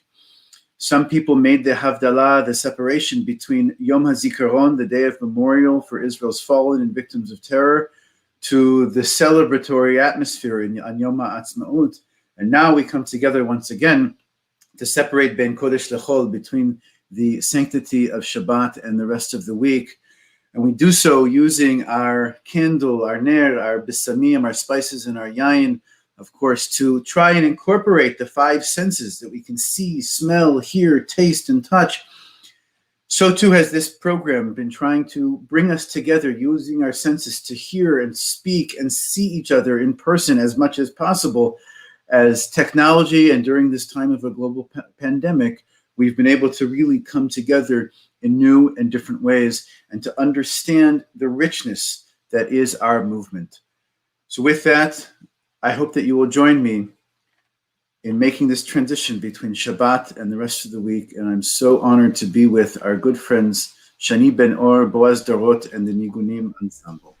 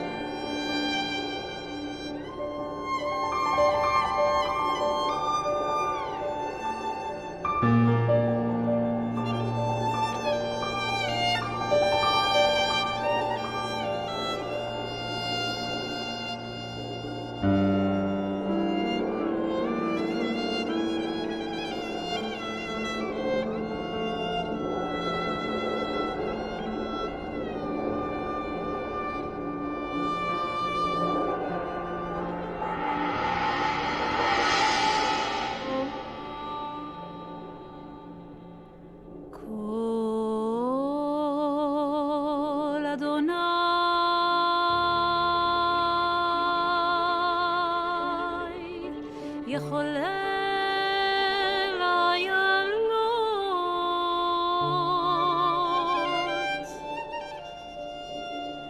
ויחשוף יערות ובהיכלו כולו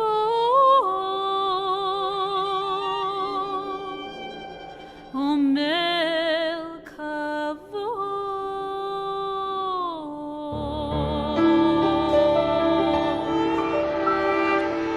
אדוני למבול ישב וישב אדוני מלך לעולם אדוני עוז לעמו ייתן אדוני יברך את עמו ושלום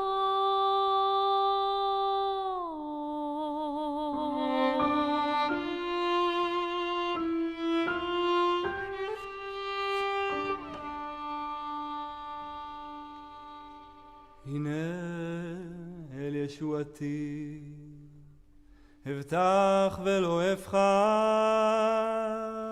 הנה אל ישועתי הבטח ולא אבחר כי עוזי וזימתי אדוני ויהי לי לישועה כי עוזי וזימתי אדוני ויהי לי לישועה שבתם מים בששון ממענה הישועה ושבתם מים בששון ממענה הישועה לאדוני הישועה לעמך ברכתך סלע לאדוני הישועה לעמך ברכתך סלע אדוני צבאות עמנו משגב לנו אלוהי יעקב סלע אדוני צבאות עמנו משגב לנו אלוהי יעקב סלע אדוני צבאות אשרי אדם בוטח בך אדוני הושיע מלך יעננו ביום קוראנו אדוני הושיע מלך יעננו ביום קוראנו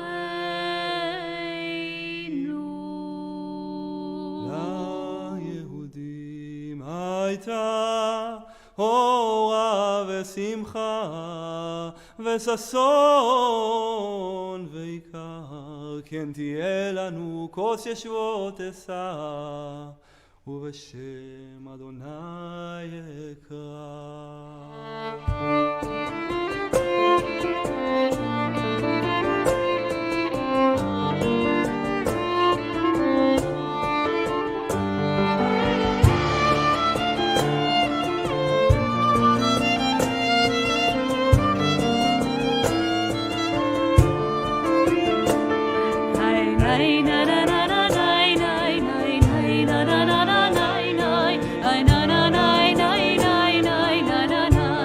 na na na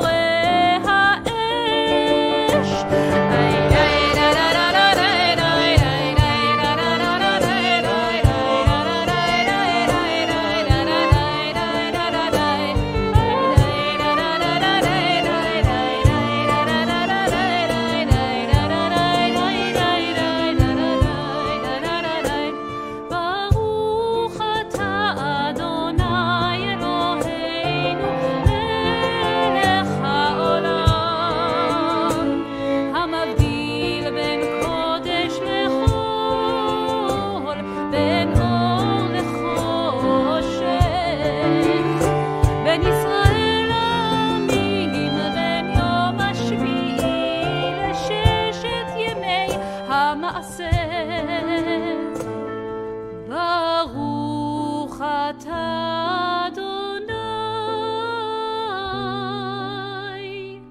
המבדיל בין קודש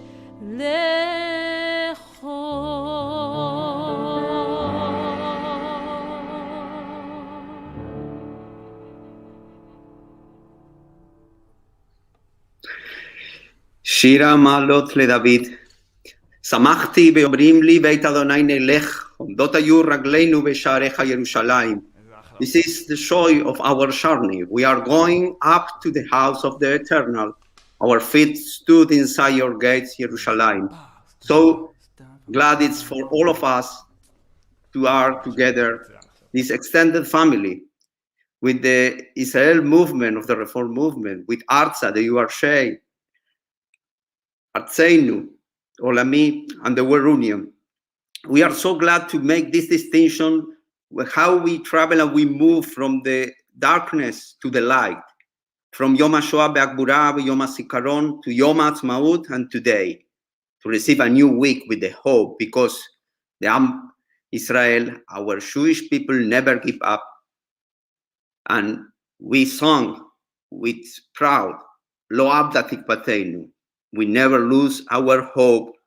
Im tirtzu ein so agada, liot am chopshi ve'arzenu, ve'eret Zion Yerushalayim. If you will it, it's not a dream to be a free people in Zion and Yerushalayim. Am Israel Chai.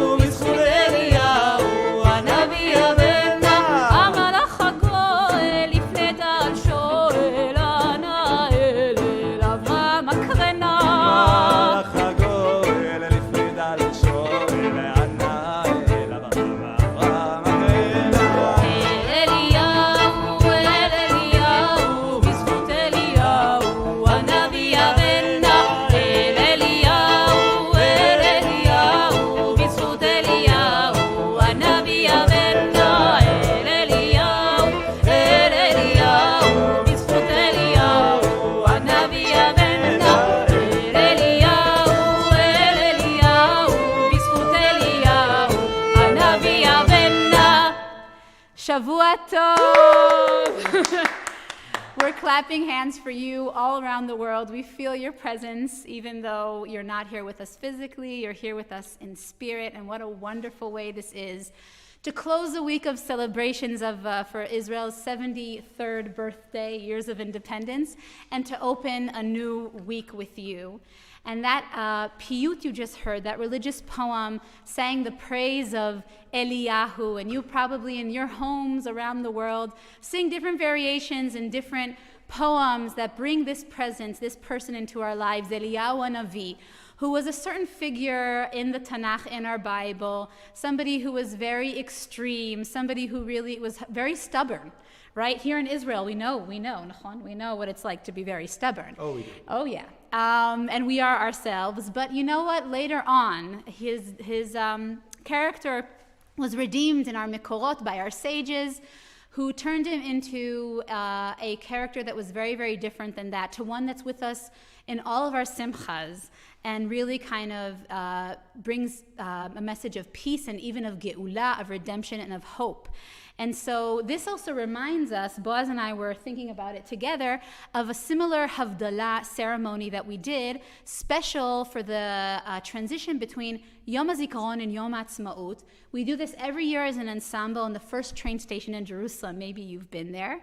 And so again, with that same notion of kind of trying to uplift us into a place of hope and help us end one chapter and enter another, we just did a Havdalah a few days ago, right? And we sang Hamavdil ben Kodesh le Kodesh, for the separation between one holy chapter, our Yom Zikaron, to another holy occasion, which is, of course, Independence Day. And today here we are starting a new week.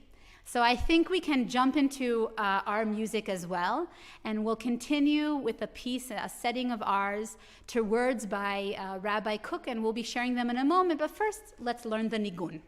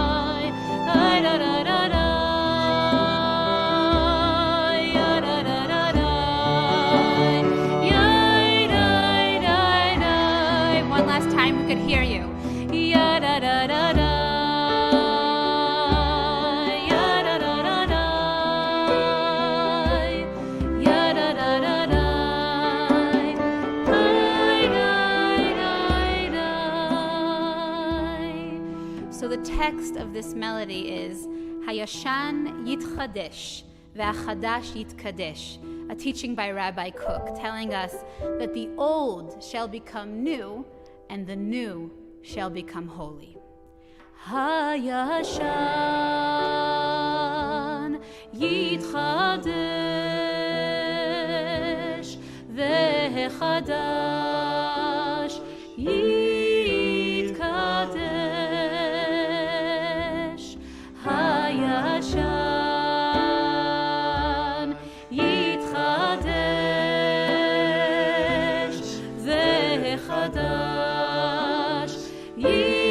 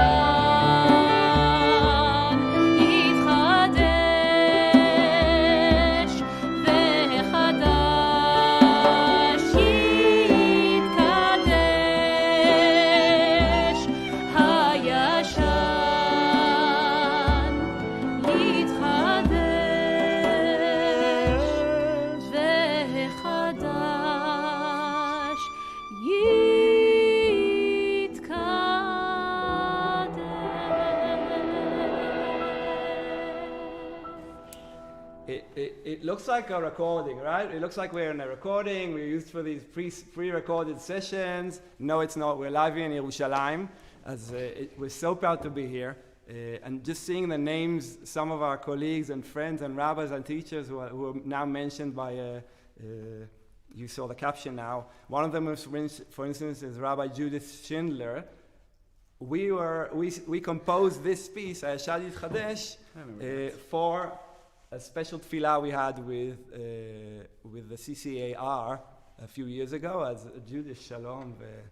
You led sessions earlier, v'kavod. Rabbi Judith led it with us, and we were in the Tel Aviv Museum. So just thinking of the new shall be holy, how different spaces could be turned into sacred spaces, just like the space that we're in. Boaz, maybe you want to tell them where we're at? Yeah, maybe I'll stand up first of all. Okay.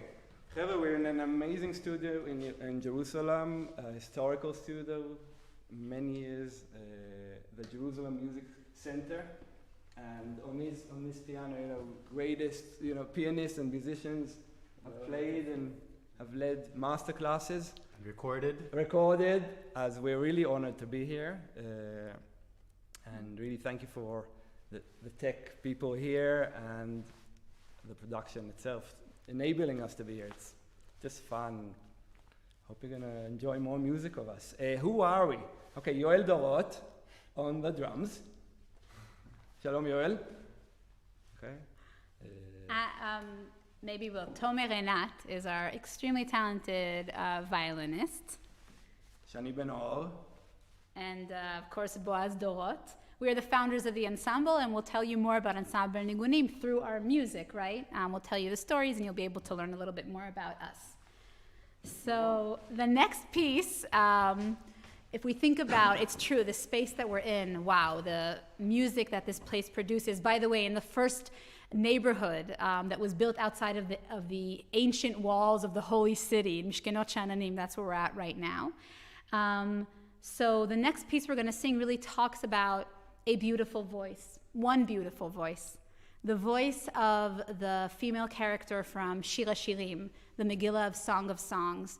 And her beloved loves her so much that he tells her, come out from your hiding place. He encourages her to be seen. You have a beautiful voice and a beautiful composure, a beautiful face, and you are beautiful. So come out and let us hear your voice. And may this really be a message for all of us to come out of our hiding place, to be visible, to not hide our beautiful voices that need to be heard in this world.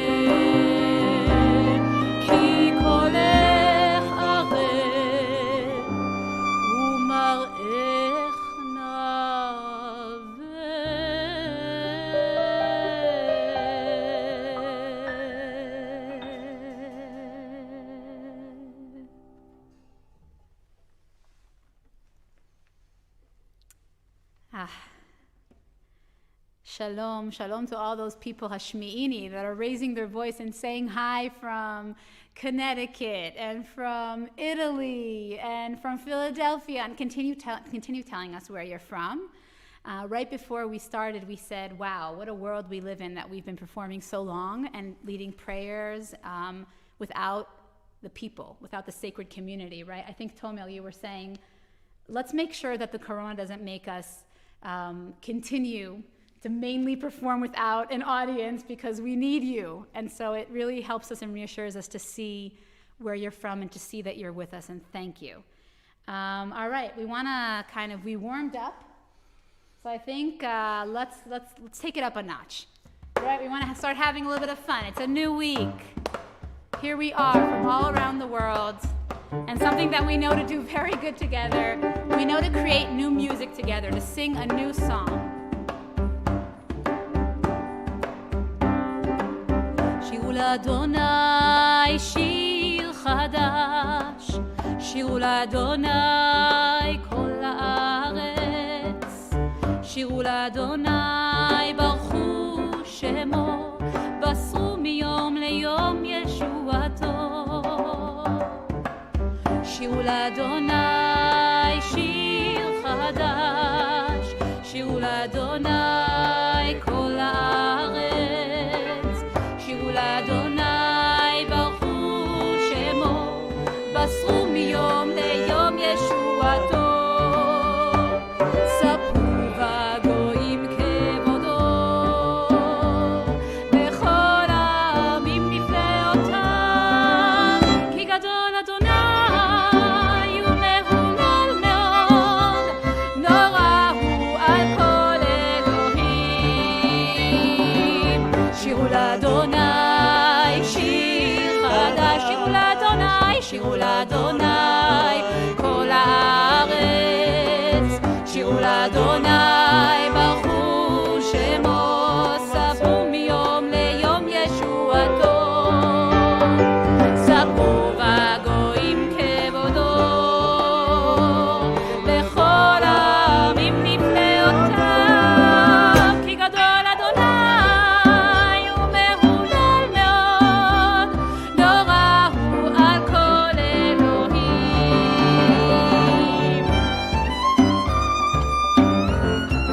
שירו לאדוני,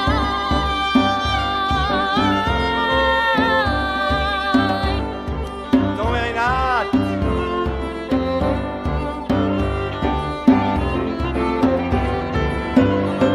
ספרו בגויים כבודו, בכל העמים נפלאותיו, כי גדול אדוני ומהולל מאוד, נורא הוא על כל אלוהים. שירו לאדוני שיר חדש, שירו לאדוני כל הארץ, שירו לאדוני ברכו שמו, בשרו מיום ליום ישועתו.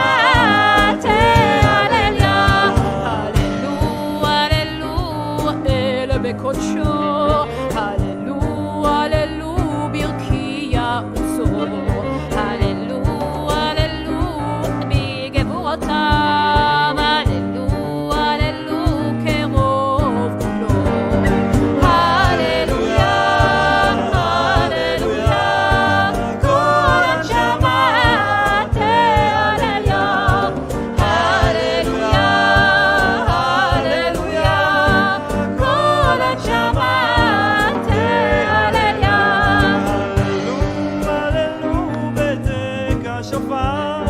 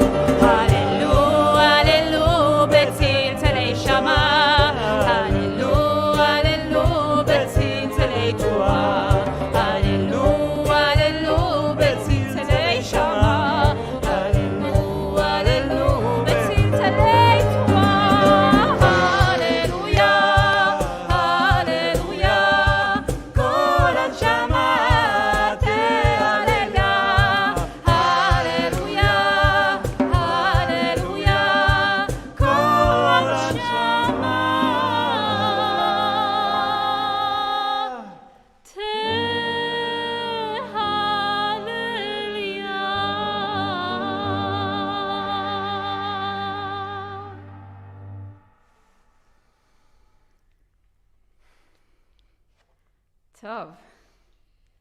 Whew. How are you feeling, guys? Tell us. Respond. Wow. Well, now that we kind of brought up the volume a little bit, maybe we want to experience our voices, our sacred voices, from a different place. And this is another composition of ours to a psalm that speaks of all the different voices that God has. We sing it every Kabbalat Shabbat. And the different voices, it's the most thin voice that you can imagine, the most delicate voice, and the loudest voice that can move rocks and mountains. And so, Kol Adonai, that's the voice that we wish to bring now.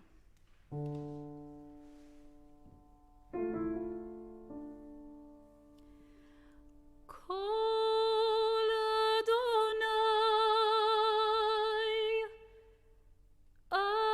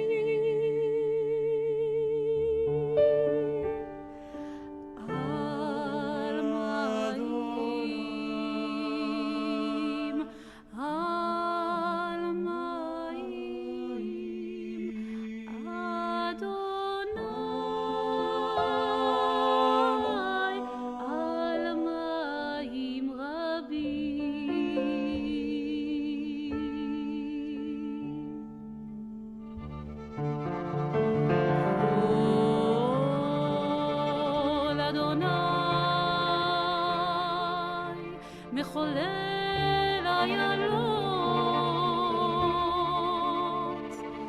ויחשוף יערות, ובהיכלו כולו אומר כבוד.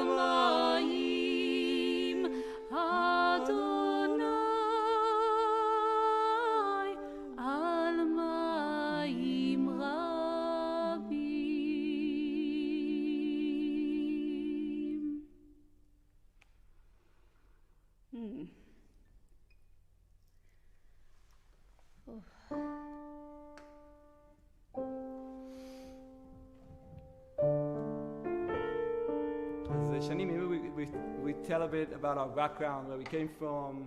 Sure. To kind of, give Why the don't spirit you of our Why ensemble. don't you tell us from behind the piano? Okay, behind the piano. It looks so good over there. Behind the scenes, behind it the looks piano. so good over there, yeah.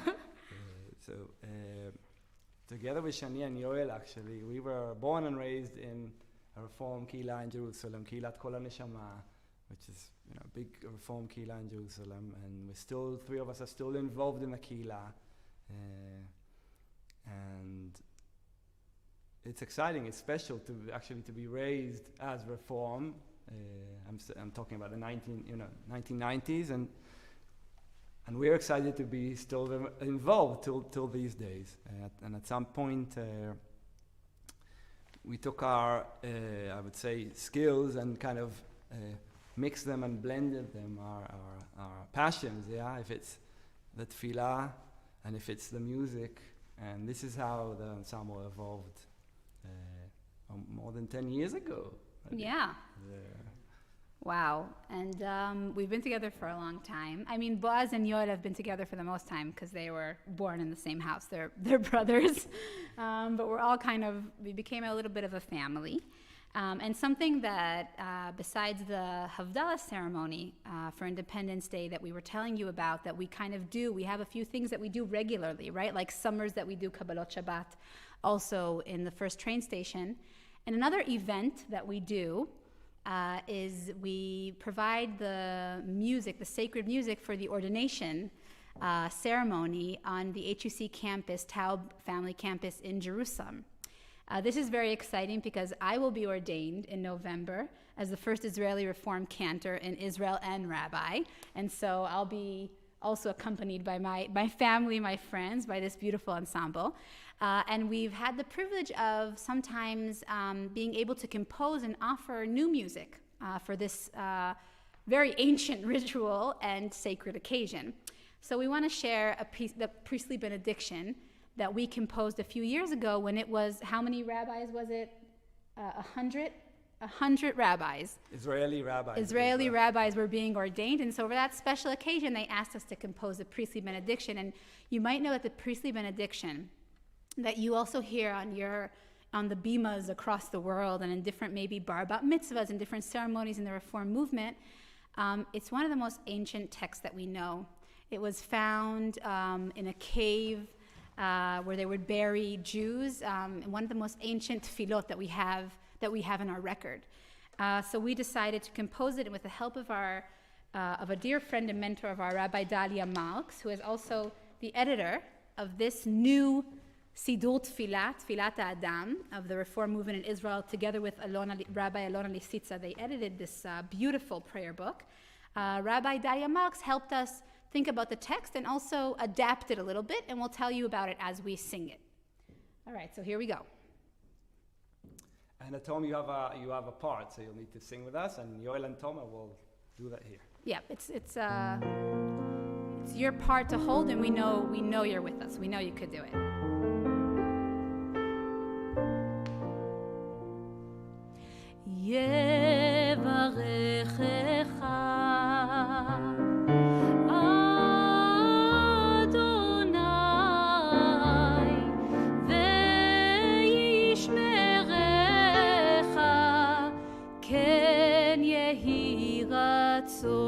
That's your part.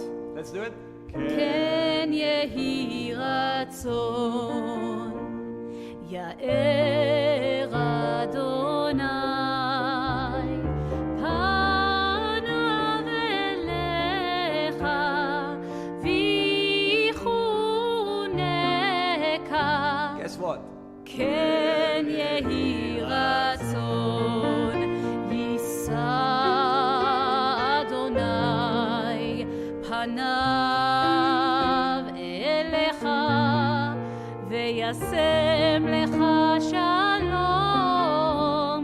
כן יהי רצון. So now that we did that, a nice fact about we're very proud of here in Israel is that the majority of our Reform rabbis are actually women. So we adapted the text to feminine language, and this is how it goes. Yevachech Adonai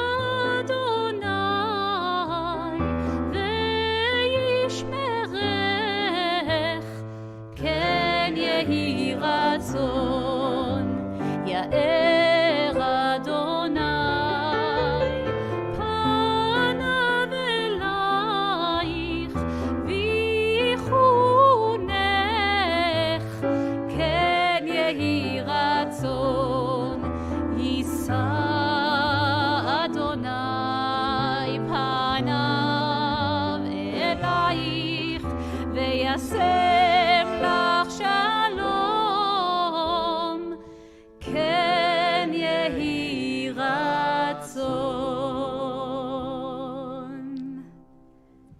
Ken yehi ratzon. Ve'yasem lachem shalom. May you also have peace wherever you go. Ken yehi ratzon. So we spoke about Yoel, our percussionist, Shani. We didn't say something that Shani is going to be. Did we say that, Shani? Yes, we did. Yeah. Okay. Oh, yeah, because it's of a big chagiga, it's a big celebration. Exactly. The next ordination ceremony. And Tomer, so Tomer and I were good friends studying music together at music school, at college, in Jerusalem, in the Jerusalem Academy of Music and Dance. And we sang in the choir together, in the student choir. True. And we also studied courses together, but at some point when we started, Shani and I started thinking about the voice and the sound of the ensemble, I straight away said, I know who's the person who's going to bring everything together melodically and so musically, and just Tomer is just part of the ensemble and writes music for the ensemble and arranges music for us, and we're so honored. Tomer, toda. Thank you, boss. And then, of course, we have Yoel,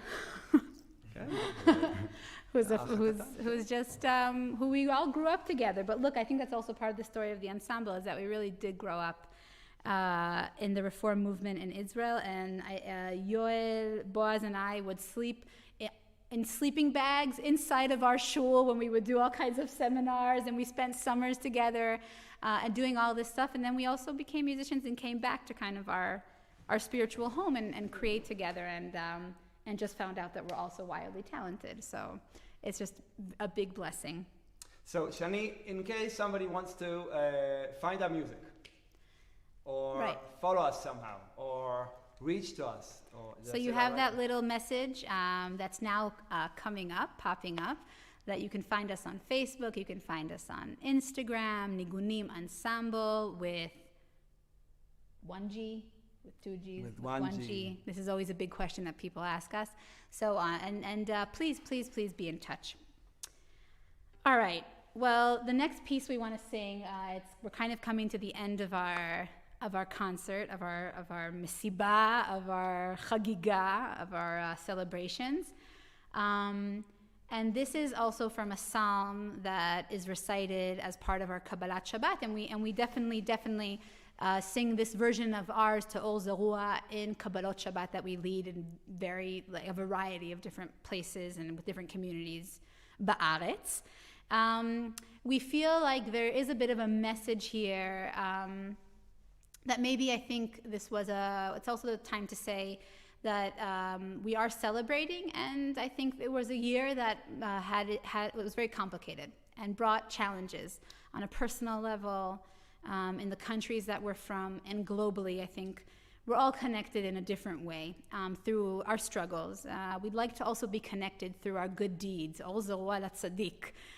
Light will shine upon the righteous. Hopefully we can be mensches. And from Zion, Ol Chadash mitzion ta'ir, we can also do the work that needs to be done to light up this world with a bright light. And it is hard work. But we believe she is Racha Or, as Leah Goldberg said in her poem that was also composed here in Israel by Achinoam Nini and Gil Do, and is also in our prayer book Tfilat Adam. We believe that a light will shine. We have to believe, as Jews and also as Israelis, right? That the next day could be a better day, and so. May we let the light shine.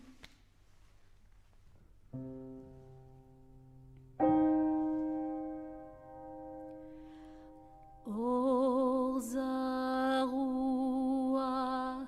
לצדיק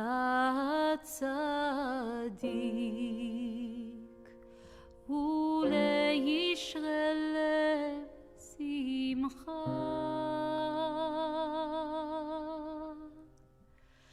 אור זרוע לצדיק ולישרי לב שמחה. אור זרוע לצדיק ולישרי לב שמחה. אור זרוע לצדיק ולישרי לב שמחה. האור יזרח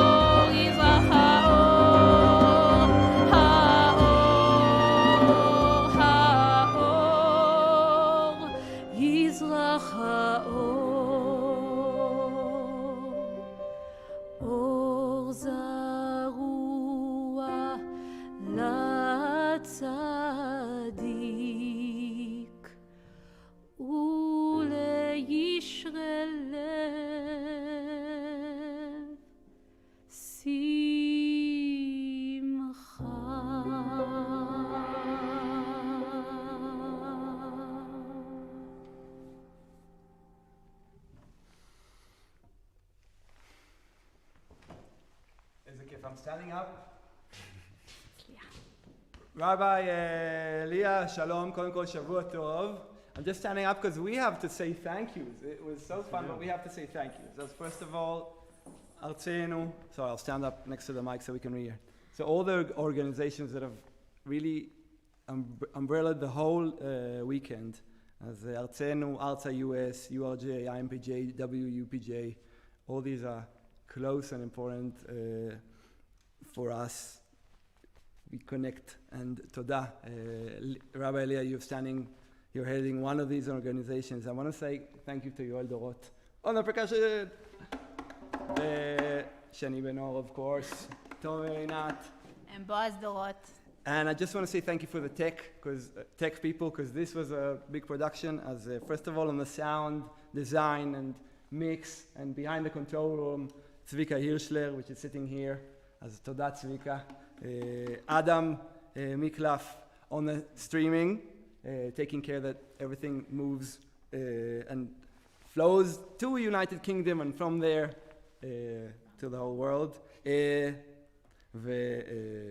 Tommy Padan, lighting and videography, Toda Rabba. And Andy, John, Leo, and Xander from United Kingdom. You connected everything as Toda. Shavua Tov. Shavua Tov. Shavua Tov. Shavua Tov. Thank you so much, and how much light you have brought to us. I was going to start with Letiferet Medinat Yisrael, how much glory we have brought to the State of Israel through this wonderful weekend of programming, not just this beautiful Havdalah concert, but really a big Yasher Koach to all of our speakers, to everyone who contributed to the program, but of course also primarily to all of you who've joined us, who've watched, who've sent in their comments. What a wonderful way to be able to celebrate with you. Boaz, Shani have already done the thank yous to all the organizations, so I'm not going to do it again. Just going to ask, add my thanks also to Dekel Chumash, our wonderful executive director, who always likes to stay in the background and is now manically waving that she doesn't want to be up on the screen, but is really brings the magic behind the scenes. And as Nigunim Ensemble mentioned already, our wonderful tech team who make all of this possible. It's not quite the end. It's maybe the end of Shabbat, at least in Israel, also in the UK. I look out at the sun setting, but it isn't yet the end for our Shabbaton celebrating Israel Independence Day. Tomorrow you have another chance to participate in a fantastic Israel program. The Israeli author Eshkol Nevo, who we actually thought about inviting for our program, we found out is actually doing a program already tomorrow with one of our Reform congregations. So do join us tomorrow at 11 a.m. Eastern Time, 6 p.m. Israel time for a special interview with Israeli author Eshkol Nevo. Please register in order to get the link for that. So the link is just up now on the screen so that you'll be able to register for that. If you missed it, if the banner goes away too quickly, the advantage with live streaming is you can hit the pause button and you can get it again. So for now, I want to say thank you, Laila Tov. Thank you to Rabbi Josh Weinberg for the idea of putting this Shabbaton together. Thank you to all of you, and have a wonderful week, and may we continue to celebrate the wonderful gifts that the State of Israel brings to us. Laila Tov.